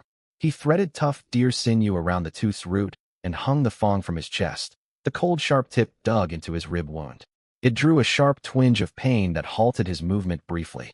The crow tilted its head, fixated on the newly hung fang. It had once dared swoop down near the tree hollow to scavenge bloodied fur. Yet now its claws clung firmly to the high branch, unwilling to draw near the field of corpses below. Yanjin dragged the bone axe to rest beside his feet. The crow retreated even farther up the tree limb. He made no attempt to scare the bird away. A small chunk of dried beast meat remained stored within the hollow. Yanjin leaned against the burrow's edge and tore into the tough flesh, the hard meat sending dull throbs through his aching teeth. The cloying stench of blood filled his nostrils, and warmth still lingered within the fallen goblin corpses scattered all around. Crippling hunger flooded his senses, his gaze lingering briefly over the gaping throat wound of the goblin slain by a spear. Yanjin sank his teeth back into his portion of meat. He could use the corpses to lure predatory beasts away from his burrow, or leave them as a stark warning to intruders. He would not feed upon the dead flesh himself. The hollow ache in his stomach dulled slightly once the meat settled inside him. The food did not instantly restore his depleted strength. His hands still trembled, and the status panel still marked his blood loss as persistent. He split the leftover dried meat into 2 portions. One he chewed and swallowed immediately. The other he wrapped in broad leaves to save as a final meal for his return trip. The thin layer of water pooled in the leaf wrapping was barely enough for a few sips. Yanjin held the liquid in his mouth and swallowed slowly. He refused to drain it all in one desperate gulp out of thirst. The overwhelming hunger stoked by the reek of carrion faded marginally once his stomach held sustenance. Faint scuttling noises of insects echoed from within the surrounding underbrush. The concentration of blood scent here was far too potent. Large predators would follow the trail after dark. The shallow tree hollow could not shield him from another deadly fight. The goblin killed by the dagger lay beneath the bushes. A discarded spear rested across the burrow entrance. Rotting baskets leaned against tree roots, and the bone axe corpse sprawled beside the training pit. Yanjin tried to heave the shoulder of one mid-tier goblin corpse, only for his injured left leg to buckle beneath his weight. He lacked the strength to drag even a single mid-tier goblin's body any meaningful distance. Yanjin fetched his tattered leather pouch, smearing crushed blackberries and rotten meat juices across the slope to his right. He dragged a short wooden branch to scuff over the muddy ground surrounding the corpses, scattering the concentrated blood odor toward a pit filled with decaying foliage. Blackfang's massive corpse was far too heavy to move. He wrapped his fingers around the bone ornaments strung around its neck and pulled once. The strain split open his leg wound. It cast his vision into darkness for a split second. He released his grip, leaving Blackfang slumped in its half-kneeling, fallen posture. Any predator drawn by the blood trail would first encounter the corpse of a slain elite goblin, its prominent fang visibly broken clean from its jaw. Yanjin pushed himself upright using the bone axe as a crutch. He needed to trace the path Blackfang had traveled from its home nest. If Blackfang's surviving subordinates came searching along the same trail, he needed advance warning of their approach. Following the deepest indentations left in the mud by Blackfang's passage, he only managed to trek 30 paces outside the hollow before his stamina ran dry. Blackfang's footprints were broader than those of mid-tier goblins. Deep claw impressions pressed into the front of each paw print. Scattered smaller footprints overlay the leader's tracks, confirming its underlings had marched directly behind it. Clumps of damp grass lining the path were flattened uniformly in one direction, their blades slick with animal fat. Further ahead, the sharp, acrid tang of old wood smoke overpowered the smell of fresh blood. A flat stone blanketed in moss jutted out beside the animal trail. Sour grass grew thick to its right, where the wide-trodden path forked off from a narrower game trail. The wide path reeked of goblin sweat, broken grass stalks still rigid and uncurled from being trampled recently. Only tiny hoof prints marked the narrow game trail, with no scattered bone fragments along its muddy banks. Yanjin knelt to sniff the broken branches lining the wide path. The foul odor of Blackfang's nest grew stronger with every step forward. Yanjin chose to follow the wide beaten track. He carved 3 short notches into the rear face of the mossy flat stone with his rusted blade. He snapped a low-growing branch and positioned its fresh break facing down the wide path. He jammed a short wooden stake into the soil beside the sour grass as an additional marker. The moment he finished placing his final signal, his left leg gave way entirely. He braced himself against the stone, the metallic taste of iron thick coating the back of his throat. 30 paces was the absolute limit of his current endurance. Pushing onward would leave him unconscious on the trail long before Blackfang's remaining goblins could ever find his burrow. The status panel flashed once more at the edge of his sight. Blood loss, ongoing. Yanjin tightened the crude leather bindings wrapped around his leg wound. The skin beneath the hide bulged pale beneath the pressure. Blood still seeped out from under the bindings, yet the flow had slowed noticeably. The journey back to the hollow felt far longer than the outward trek. Dragging the bone axe past the strewn corpses, he first rinsed mud from his leg wound with his last reserves of fresh water. He bound the injury with leather strips and cinched the wrapping tight using deer sinew. Unable to reach his back unaided, he propped a thick branch horizontally against the hollow wall. He scraped away grime caked around his back wounds before pressing dry plant leaves over the bleeding tissue. The superficial claw gashes across his abdomen had begun forming sticky scabs. He skipped washing them with water. He only trimmed away mud-caked fur around the lacerations. The torn edge of his ear bore no smooth remaining tissue, so Yanjin pressed a scrap of dry hide against the injury. He secured it around his jaw with deer sinew. Once all makeshift treatment was complete, Only the wrapped portion of dried meat remained hidden inside the hollow. Yanjin dared not fall asleep immediately. No rear exit existed within the hollow, and the stench of blood had drowned out the familiar earthy scent of his shelter. He cut a length of leftover deer sinew and strung it loosely across both sides of the burrow entrance. He hung 2 shards of broken bone from the cord. The sinew could not block wild beasts from entering, yet the bone fragments would clatter and alert him if anything stepped across the threshold. He set a short wooden club within easy reach beside his legs. The bone axe was effective for open combat, yet the compact club would react faster against small, sharp-jawed creatures that might squeeze through the narrow burrow opening under cover of night. With these safeguards arranged, Yanjin tucked the wrapped meat beneath a layer of broad leaves. His crude wound dressings had slowed the bleeding at last. Yanjin crawled deep into the tree hollow. He rested his right hand within easy reach of the bone axe, his rusted blade still secured against his forearm. Blackfang's broken fang rested against his chest, tapping lightly against his ribs with every breath he took. Insect noises grew louder outside the hollow, yet the hanging bone fragments never once rattled. The mountain crow shifted position atop the tree once before settling back into silence. Yanjin curled his fingers around the axe handle, enduring the stabbing twinges of his wounds as he closed his eyes. A warm internal heat pooled upward from his thighs toward his shoulders and back, even as his limbs remained heavy and drained of strength. He needed to sleep through the night to allow his torn muscle fibers to knit themselves back together. Before his eyes fully shut, his thoughts drifted back to the wide path marked behind the moss-covered stone. Once his hands regained enough strength to wield the bone axe steadily, he would follow that trail straight to Blackfang's nest. Yanjin's hand closed around the bone axe the instant he woke. His fingers locked firmly around the handle once more. The bone-deep frailty that had threatened to make his body collapse the previous night completely faded away. His back ached persistently, and the leather bindings around his left leg pulled tight against the healing wound.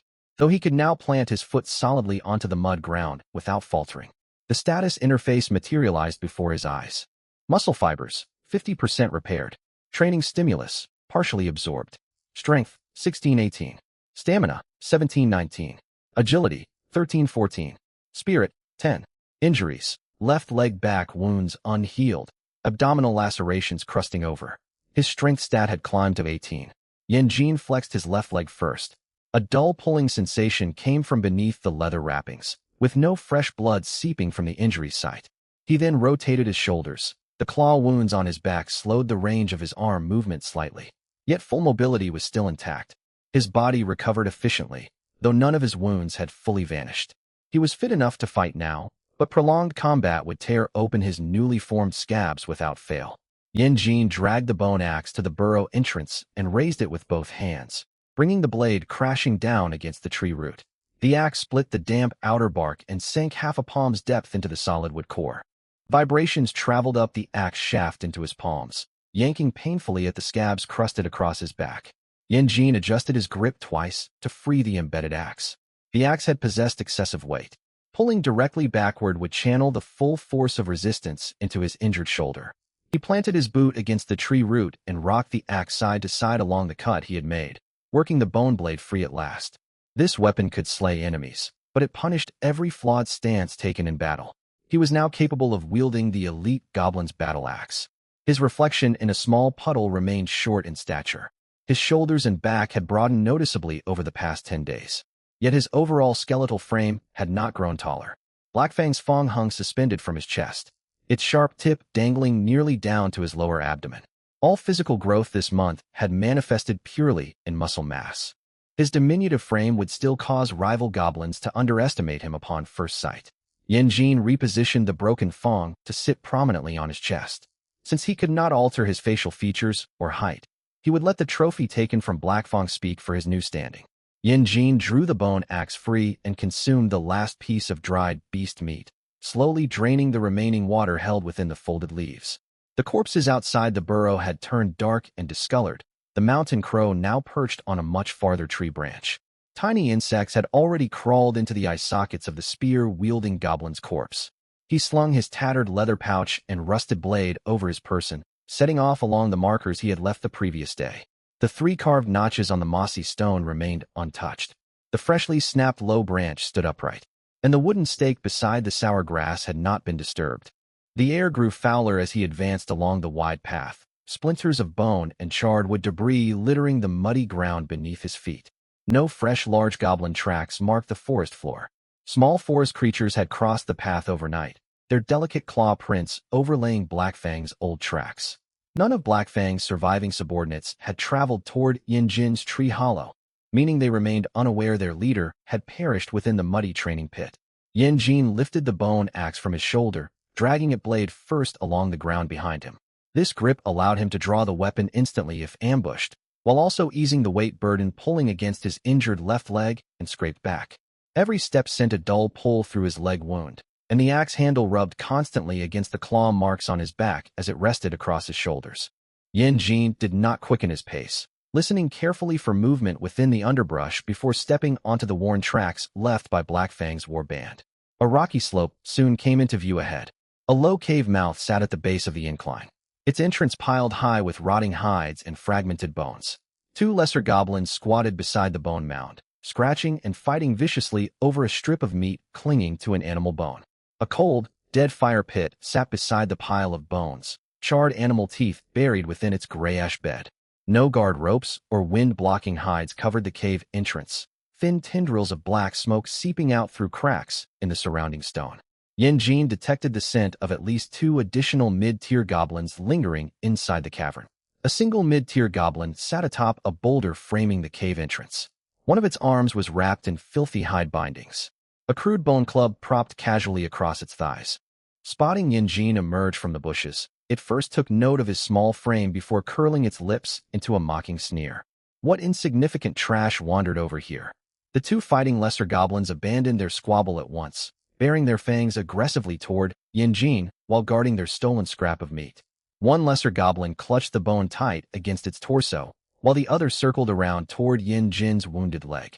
Distracted by the sight of a fellow goblin, they hungered to rob him of whatever possessions he carried.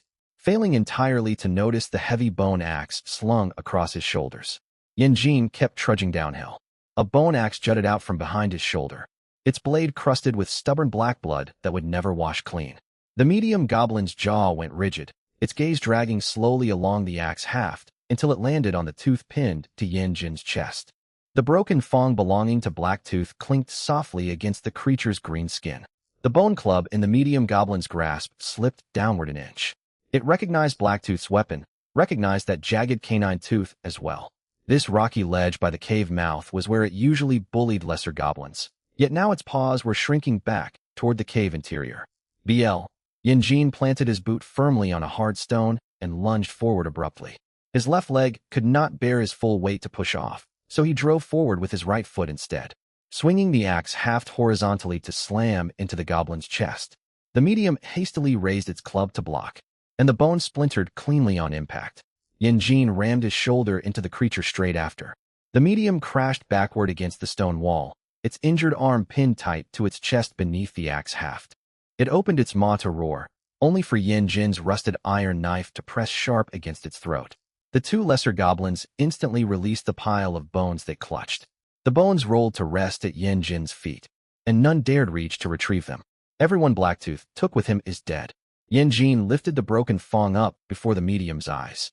How many capable fighters remain inside the cave? The knife's edge pressed a fraction deeper, thick black blood trickling down the goblin's neck skin. The creature's yellow eyes darted frantically from side to side. It first stole a glance deeper into the cave, evidently waiting for its two kin within to rush out and aid it. No figure emerged from the firelit shadows. Only thin, high-pitched chirps from lesser goblins stirred by the scent of fresh blood. The knife bit further into flesh. Two left, one with a mangled leg, another with a rotting abdominal wound. It gasped for breath, spilling the rest of its words in a panicked rush. 6 or 7 weak lesser ones. There's stored meat in the rear pit. Ropes and iron scraps lie where Blacktooth slept. Yinjin stared hard at the goblin. Any high-ranking goblins? The medium shook its head violently, the back of its skull knocking harshly against the rock face. None. All the strong ones marched out with Blacktooth, and none came back. It spat a glob of bloodied saliva onto the dirt the moment it finished speaking, hurrying to add another line in desperation. Blacktooth hoarded all the meat. They feared him deeply, and every last one bears injuries. When Blacktooth was alive, This medium goblin had lorded over the cave entrance, snatching leftover bones from weaker subordinates. The moment Blacktooth fell, it wasted no time spilling the identities of wounded cave dwellers and every stockpile the horde possessed. Yanjin expected no loyalty from the brute. He only cared whether it would step aside to preserve its own life. The testimony was not guaranteed to be truthful, yet no heavy stench typical of high-tier goblins lingered near the cave mouth. Further inward hung only smoke and the reek of rotting flesh, and the faint breaths echoing from hidden corners were far lighter than Blacktooth's had ever been. A sharp clatter of wooden staff striking stone echoed down the cave tunnel. The other wounded medium inside had clearly witnessed the commotion outside, yet made no move to rush out and assist. It was waiting for one side to wipe the other out. Yanjin pulled the knife away from the goblin's throat. Lead the way inside. The medium hesitated for a heartbeat. Yanjin drove his bone axe deep into a rotting wooden stake beside it. The timber split wide open, splinters showering across the creature's green cheeks. The medium hunched over, clutching its wounded wrist as it scurried into the cave passage. The two lesser goblins scattered apart at once. One crawled into a mound of discarded bones, while the other pushed the stray bones toward Yanjin before shuffling backward flat against the ground. Yanjin stepped over the bones and left them where they lay. He trailed the medium at a distance, just within striking range of his axe. The tunnel was far too narrow to swing the bone axe freely, so he kept the half pressed against his torso, rusted iron knife still gripped firmly in his right hand. Tattered animal hides draped the stone walls on either side, and ash mixed with bone fragments crunched underfoot with every step. Lesser goblins shrank deeper into shadow as he advanced. He kept the guiding medium no farther than the length of an axe handle ahead of him. If the creature dropped to the ground abruptly, the bone axe could intercept any thrown spears coming from deeper within the cave. If it spun to attack, the iron knife would pierce its throat first. A lesser goblin, clutching a broken bone, blocked the path ahead. Yanjin did not raise his blade. The broken fong glinted faintly in the firelight, and the lesser goblin plastered itself flush against the rock wall, hiding its scavenged bone behind its back. The guiding medium caught sight of this display and hunched its frame even lower. Flames flickered at the far end of the tunnel. Smoke-cured meat drifted on the air past the fire, mingled with the odor of cured pelts and rusted metal. Shadows rose to their feet beside the bonfire. One dragged a crippled leg as it stood. The other hunched forward to shield its injured belly. Both gripped crude weapons. Their unblinking yellow eyes locked onto the medium, leading Yanjin forward. The guide halted at the fire's edge and let out a short, appeasing whine. It gave no warning to its kin within the cavern, instead stepping sideways to fully expose Yanjin and his bone axe to their view. Several lesser goblins dropped flat against the cave walls, clearing an unobstructed path straight to the bonfire. Everything Blacktooth had owned lay just beyond the flames. Rotting flesh mingled with the stench of waste, thick black smoke crawling upward along the cave ceiling. 6 or 7 lesser goblins huddled beneath the stone walls, all yellow eyes fixed intently on the fong hanging from Yanjin's chest. 2 medium goblins stood behind the bonfire. The one on the left dragged a swollen, black-purple mangled knee. The other had its abdomen wrapped in filthy hide bindings, dark fluid seeping through the tattered leather strips. The guiding medium bowed its head and retreated to one side. The lame medium sized up Yanjin's small, lean frame and took a shuffling step forward with its bone club raised. Before it could focus fully on the fong, Yanjin swept the axe haft sideways with brutal force. The solid would crash directly into its injured knee. The damaged leg buckled outward, and the medium crashed to its knees beside the bonfire. Yanjin closed in half a step and drove his iron knife upward beneath its jaw. Black blood choked off its scream, and it twitched twice before collapsing face first into the ash and mud. Every lesser goblin around the fire dropped flat to the ground. The abdominal wounded medium tossed aside its shard of bone and dropped to both knees. The guiding medium also bowed its head, pressing its injured wrist tightly to its chest. Neither of the 2 medium goblins grouped together for mutual safety. The wounded one edged backward behind the bonfire, while the guide stayed positioned just out of reach of Yanjin's axe blade. Both were paralyzed by fear, each watching to see if the other would be made an example first.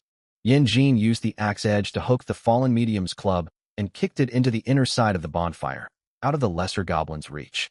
He rested the bone axe blade against the wounded medium's shoulder. "Show me the meat stores." The blade sank slightly deeper against its skin. The medium instantly jabbed a claw toward the rear pit. Several chunks of smoke-dried beast meat rested atop rotting hides. their surfaces tinged with faint sourness. Piles of sinewy broken bones sat alongside them, their decaying surfaces crawling with white maggots. Jin sliced free a piece of cured meat with his iron knife. The flesh was dull in color with no slimy residue oozing out, and the scent of wood smoke still clung to its surface. He set this edible portion beside the fire and kicked the mold-green rotten edges back into the rear waste pit. Two lesser goblins scrambled forward the instant the decaying chunks rolled across the dirt, fighting over the spoiled flesh while never tearing their gaze away from the good meat held by Jin. Thick coarse hides beneath Blacktooth's old sleeping mat concealed rough plant fiber rope. Hardened timber lengths and animal bones leaned against the stone wall, alongside several curled iron scraps. A stiff leather pouch held dried berries, with a faint layer of salt grains coating the pouch bottom. The thick hide was enough to lay down a clean sleeping mat isolated from the muddy cave floor. The rope could haul heavy hunted carcasses back to the cave, and the curled iron scraps could be sharpened to fashion improved bone-cutting tools. The leather pouch was fully intact, far better suited for transporting food than the tattered sack Jin had carried previously. Jin gathered all usable supplies and stacked them atop the thick hide mat. The wounded medium's yellow eyes tracked the dried berries while the guiding medium stared fixedly at the coil of rope. Both had already begun calculating how much of these supplies their new ruler would claim for himself. Jin scraped the surface of a dry stone using one iron scrap. The sharpened metal edge could slice through animal hide and refine the cutting edge of his bone axe further. The cured meat would sustain him for several days. Yet once these reserves were exhausted, the cave dwellers would still need to venture outward to hunt for sustenance. The meat locked away in the rear pit would not last forever. This cave could shelter and preserve his food stockpiles, and the bonfire allowed him to smoke cured newly hunted flesh for long-term storage. The skittish goblins pressed against the walls could be driven out to forage. They could forage for meat and keep watch over the surrounding terrain. Jin tore off a chunk of unspoiled smoked meat and bit into it. Salt and charred ash burned down his throat together. He chewed slowly, waiting for his stomach to settle without reacting to the sour rot. He waited before swallowing the next mouthful. Every lesser goblin's gaze followed the movement of the meat. The boldest among them crept half a pace toward the bonfire. Jin slammed the bone axe into the dirt right before its claws, sending sparks flying upward from the ash. He dragged a pale white line across the inner wall of the cave entrance using the axe blade. He gestured toward the fire-lit zone where the meat and hides rested. Everything edible stays within this boundary. He then pointed toward the downwind area outside the cave. All refuse and rotting waste gets dragged out there. The lesser goblins failed to grasp the meaning of his words, yet the wounded medium understood the unspoken rule marked by the axe's impact. It immediately kicked two small lesser goblins toward the pile of rotten bones. The creatures dragged the filth sluggishly, pausing to root through the decaying flesh with their claws as they worked. One lesser goblin tucked half a chunk of smoked meat against its belly and crossed the white boundary line. The axe half cracked down against the back of its hand. The blow sent the meat tumbling back beside the fire before the goblin could flee. Jin seized the creature by the scruff of its neck and hurled it onto the mound of rotting bones outside the cave. The goblin's hand was not broken, yet two fingers bent grotesquely. It wailed shrilly atop the waste pile, prompting every claw reaching toward the food within the cave to retract at once. Another lesser goblin finished hauling away the filth and cowered outside the white marking, too afraid to step back inside. Jin sliced off sinewy meat. He tossed a strip of sinewy meat to the creature. The goblin pounced on the flesh and scurried to the cave wall to devour it alone.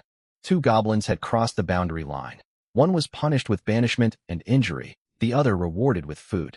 The lesser goblins huddled by the fire could not comprehend the verbal rules, yet they quickly learned to watch the axe and the offered meat to judge their safety. The guiding medium observed the entire sequence closely, when another lesser goblin stretched a claw toward the smoked meat. The medium first shot a wary glance at Jin before hurling a flat stone to strike the dirt just before the paw. The lesser goblin screeched and withdrew behind the boundary, and the guide did not stoop to claim the fallen scrap of meat for itself. Jin tossed a piece of meat with thick tendon to the medium. It caught the offering but did not eat immediately, waiting for the offending lesser goblin to retreat fully before tearing into the flesh. The wounded medium was ordered to sit beside the bonfire. The wounded medium was ordered to carve sharpened wooden spears. It used the iron scrap to grind pointed tips and bind shards of bone to the shafts with leather cord.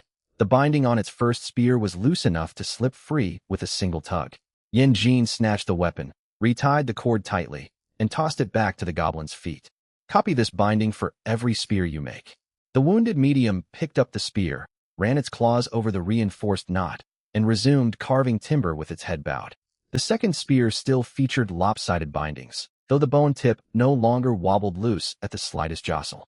Yanjin set the spear aside and kicked a fresh length of hardwood toward the guiding medium's feet, ordering it to craft sturdy bone clubs. Bone clubs were needed for striking stone signals. The guide set aside its newly acquired meat and bent to retrieve the timber first. Yanjin assigned another lesser goblin to stand sentinel atop the rocky slope at the cave mouth. He gave the creature a bone fragment. Giving it as payment, he struck the stone wall sharply with his axe haft to demonstrate the alarm signal.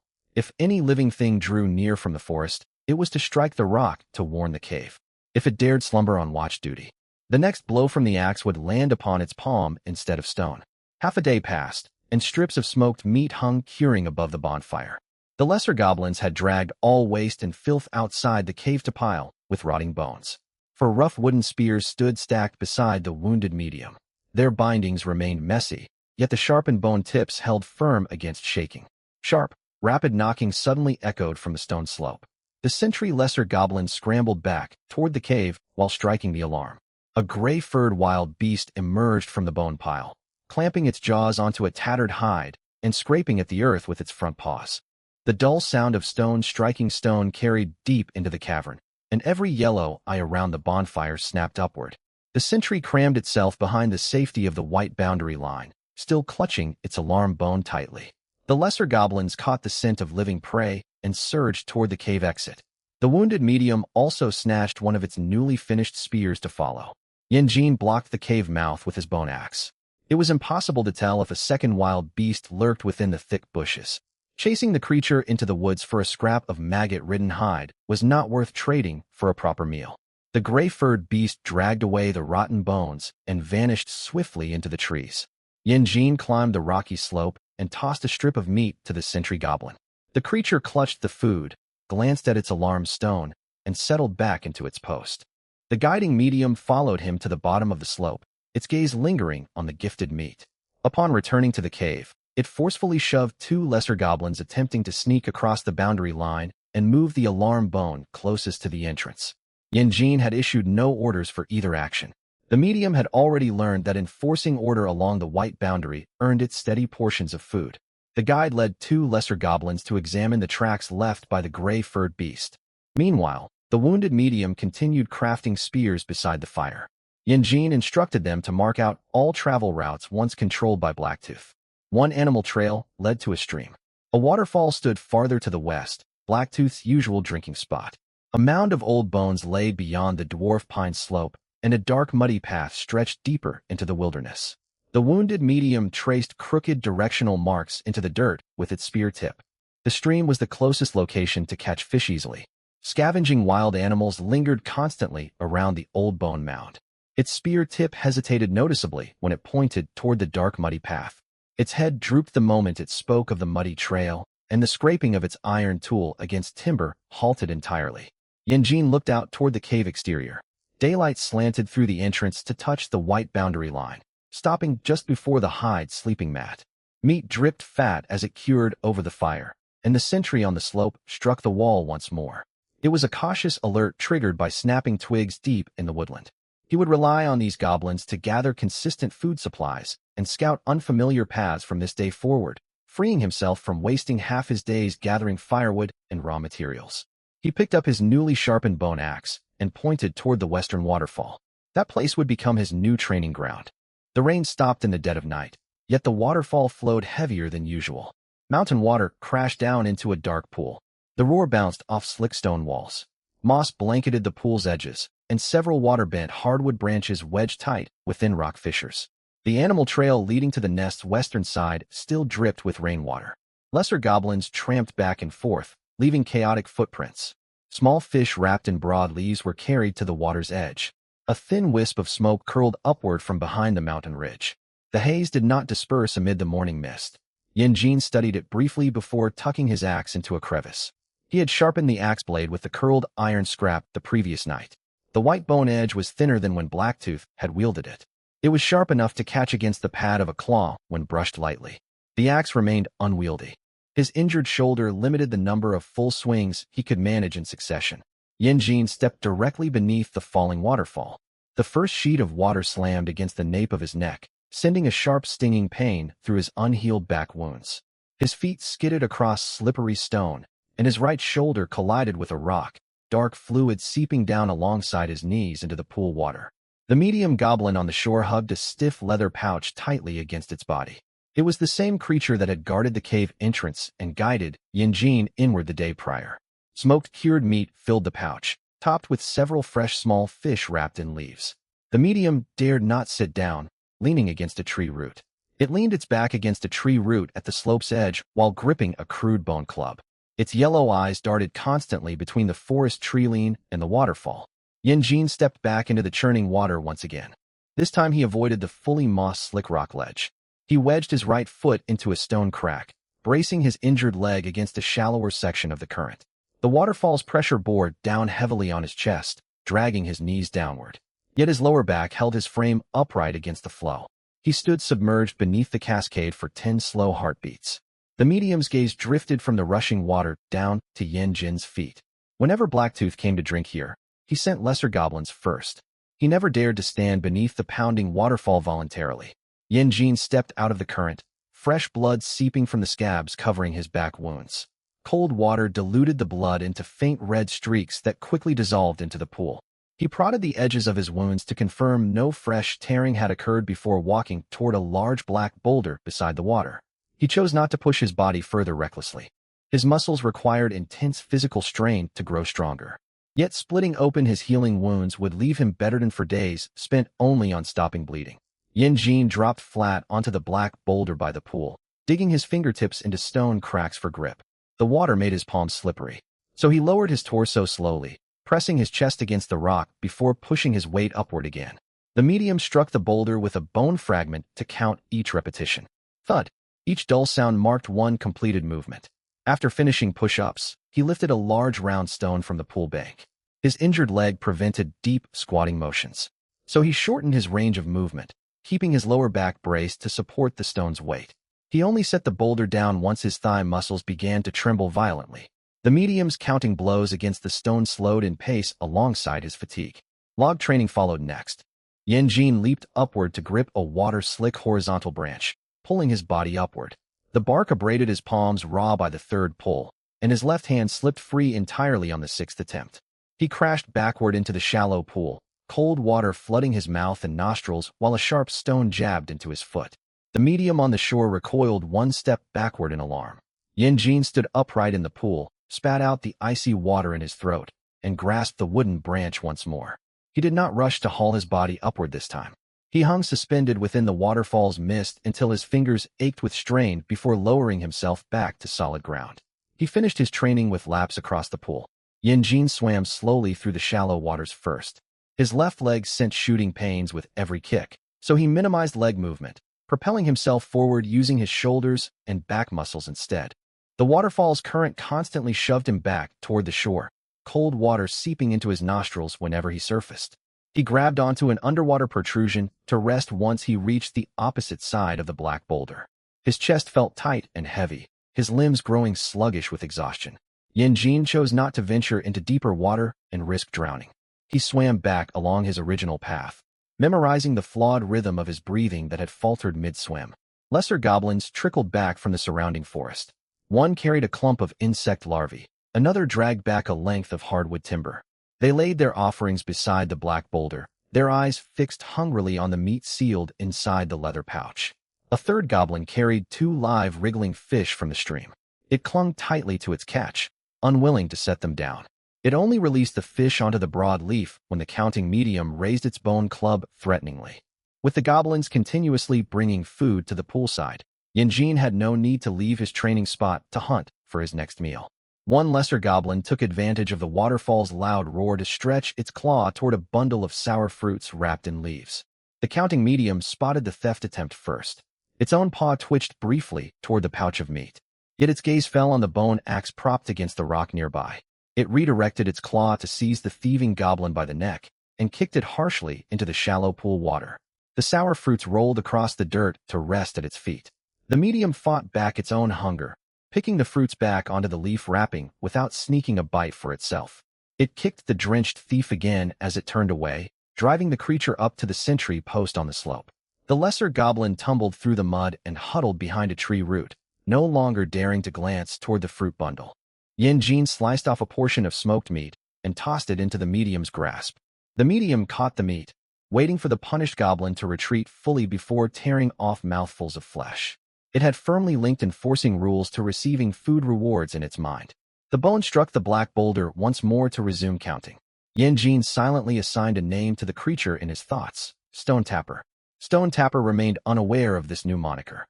It only knew that once the counting blows finished, Yin Jin would pause to eat. If lesser goblins dared tamper with the food stores, striking the culprit first earned it strips of meat. These simple rules were more than enough for it to learn over the course of a single day. Once he had rested, Yin Jin retrieved his bone axe. The blade he had refined with the iron scrap the previous night was far sharper than Blacktooth's original edge. The axe still strained his wrist with its weight. An off-center swing would jar his entire arm against the ground on impact. Yin Jin began with horizontal slashes against overhanging thin branches. The twigs fell cleanly into the pool with smooth-cut surfaces. His second axe blow sank halfway into a waterlogged timber log and stuck fast.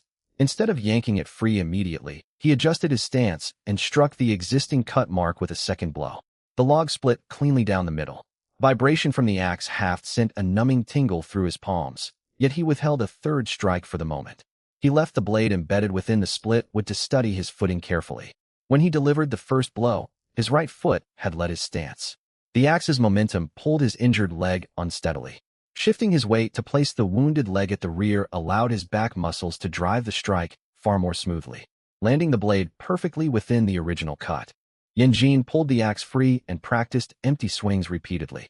He altered his strike angle slightly each time, first learning to hold the blade steady mid-swing before gradually increasing his speed. Stone Tapper paused mid-bite of its meat to watch. It glanced down at its own crude bone club before returning its attention to the bone axe in Yin Jin's hands. Yin Jin's frame was small and lean, yet his shoulders and back now exerted full control over the weapon once owned by Blacktooth. What filled the medium with true dread was how Yin Jin returned to stand beneath the waterfall immediately after splitting the log apart. Fish and insect grubs were delivered steadily beside the black boulder, eliminating the need for Yin Jin to hunt for sustenance. Stone Tapper tracked his training repetitions, while the sentry goblin stood watch atop the slope. Back inside the cave, the wounded medium continued producing wooden spears nonstop. The lesser goblins never took their eyes off the food, and Stone Tapper would sneak glances at the leather pouch whenever Yin Jin's back was turned. The boundary line and food rewards kept each goblin confined to its assigned role for the time being. Stone Tapper guarded the food out of fear of the bone axe and the promise of extra meat for obedience. Yin Jin required no genuine loyalty from it for now. Only steady counting strikes and prompt alert reactions to movement within the forest. A translucent status panel surfaced after his second round of training. Training stimulus, high muscle fibers, undergoing micro-tearing nutrient intake, sustained supply recovery status. Rest required no numerical attribute values had increased yet. Yin Jin climbed out from the pool when hurried footsteps echoed from the woodland. The wounded medium sprinted to the poolside alongside a lesser goblin, both covered head to toe in dark mud. The small goblin was missing one ear entirely, and the spear tip carried by the wounded medium had snapped clean off its shaft. The wounded medium dropped to its knees and held up a pale white shard of bone. Its accompanying goblin threw itself into the shallow pool to scrub frantically at the caked mud coating its body, while the medium dared not release the bone fragment, trembling so violently its dark markings blurred amid the waterfall mist. The bone shard bore blackened edges with a curved scorch mark cutting across its center. Mud crammed into the etched grooves released an unfamiliar burnt odor that even the waterfall's mist could not wash away. The deep path carries a strange stench. The wounded medium pointed toward the dark muddy trail, its claws shaking uncontrollably. It gestured to its broken spear tip next before dragging long clawed footprints across the mud, paw shapes distinctly different from the clawed tracks left by goblins. Yin Jin had never encountered the creature that left these marks, nor recognized the scorch pattern burned into the bone. He only knew his scout had stumbled upon a threat powerful enough to snap a reinforced spear, one that drew dangerously close to the territory once ruled by Blacktooth. The thin plume of smoke thickened faintly behind the mountain ridge. Distant short horn blares drifted through the trees, sounding similar to wolf howls yet spaced with unnatural, regimented timing no wild beast would follow. Yanjin set the scorched bone shard down atop the black boulder. The pale bone pressed into a patch of moss beside the water, its burnt stench lingering stubbornly against the damp air. That he raised his bone axe and carved a pale white scratch across the boulder's surface. This mark would record the first day of this new threat's presence. Stone Tapper stared at the axe mark, the counting bone suspended mid-air above the stone. Yanjin walked back toward the waterfall once more. Keep counting,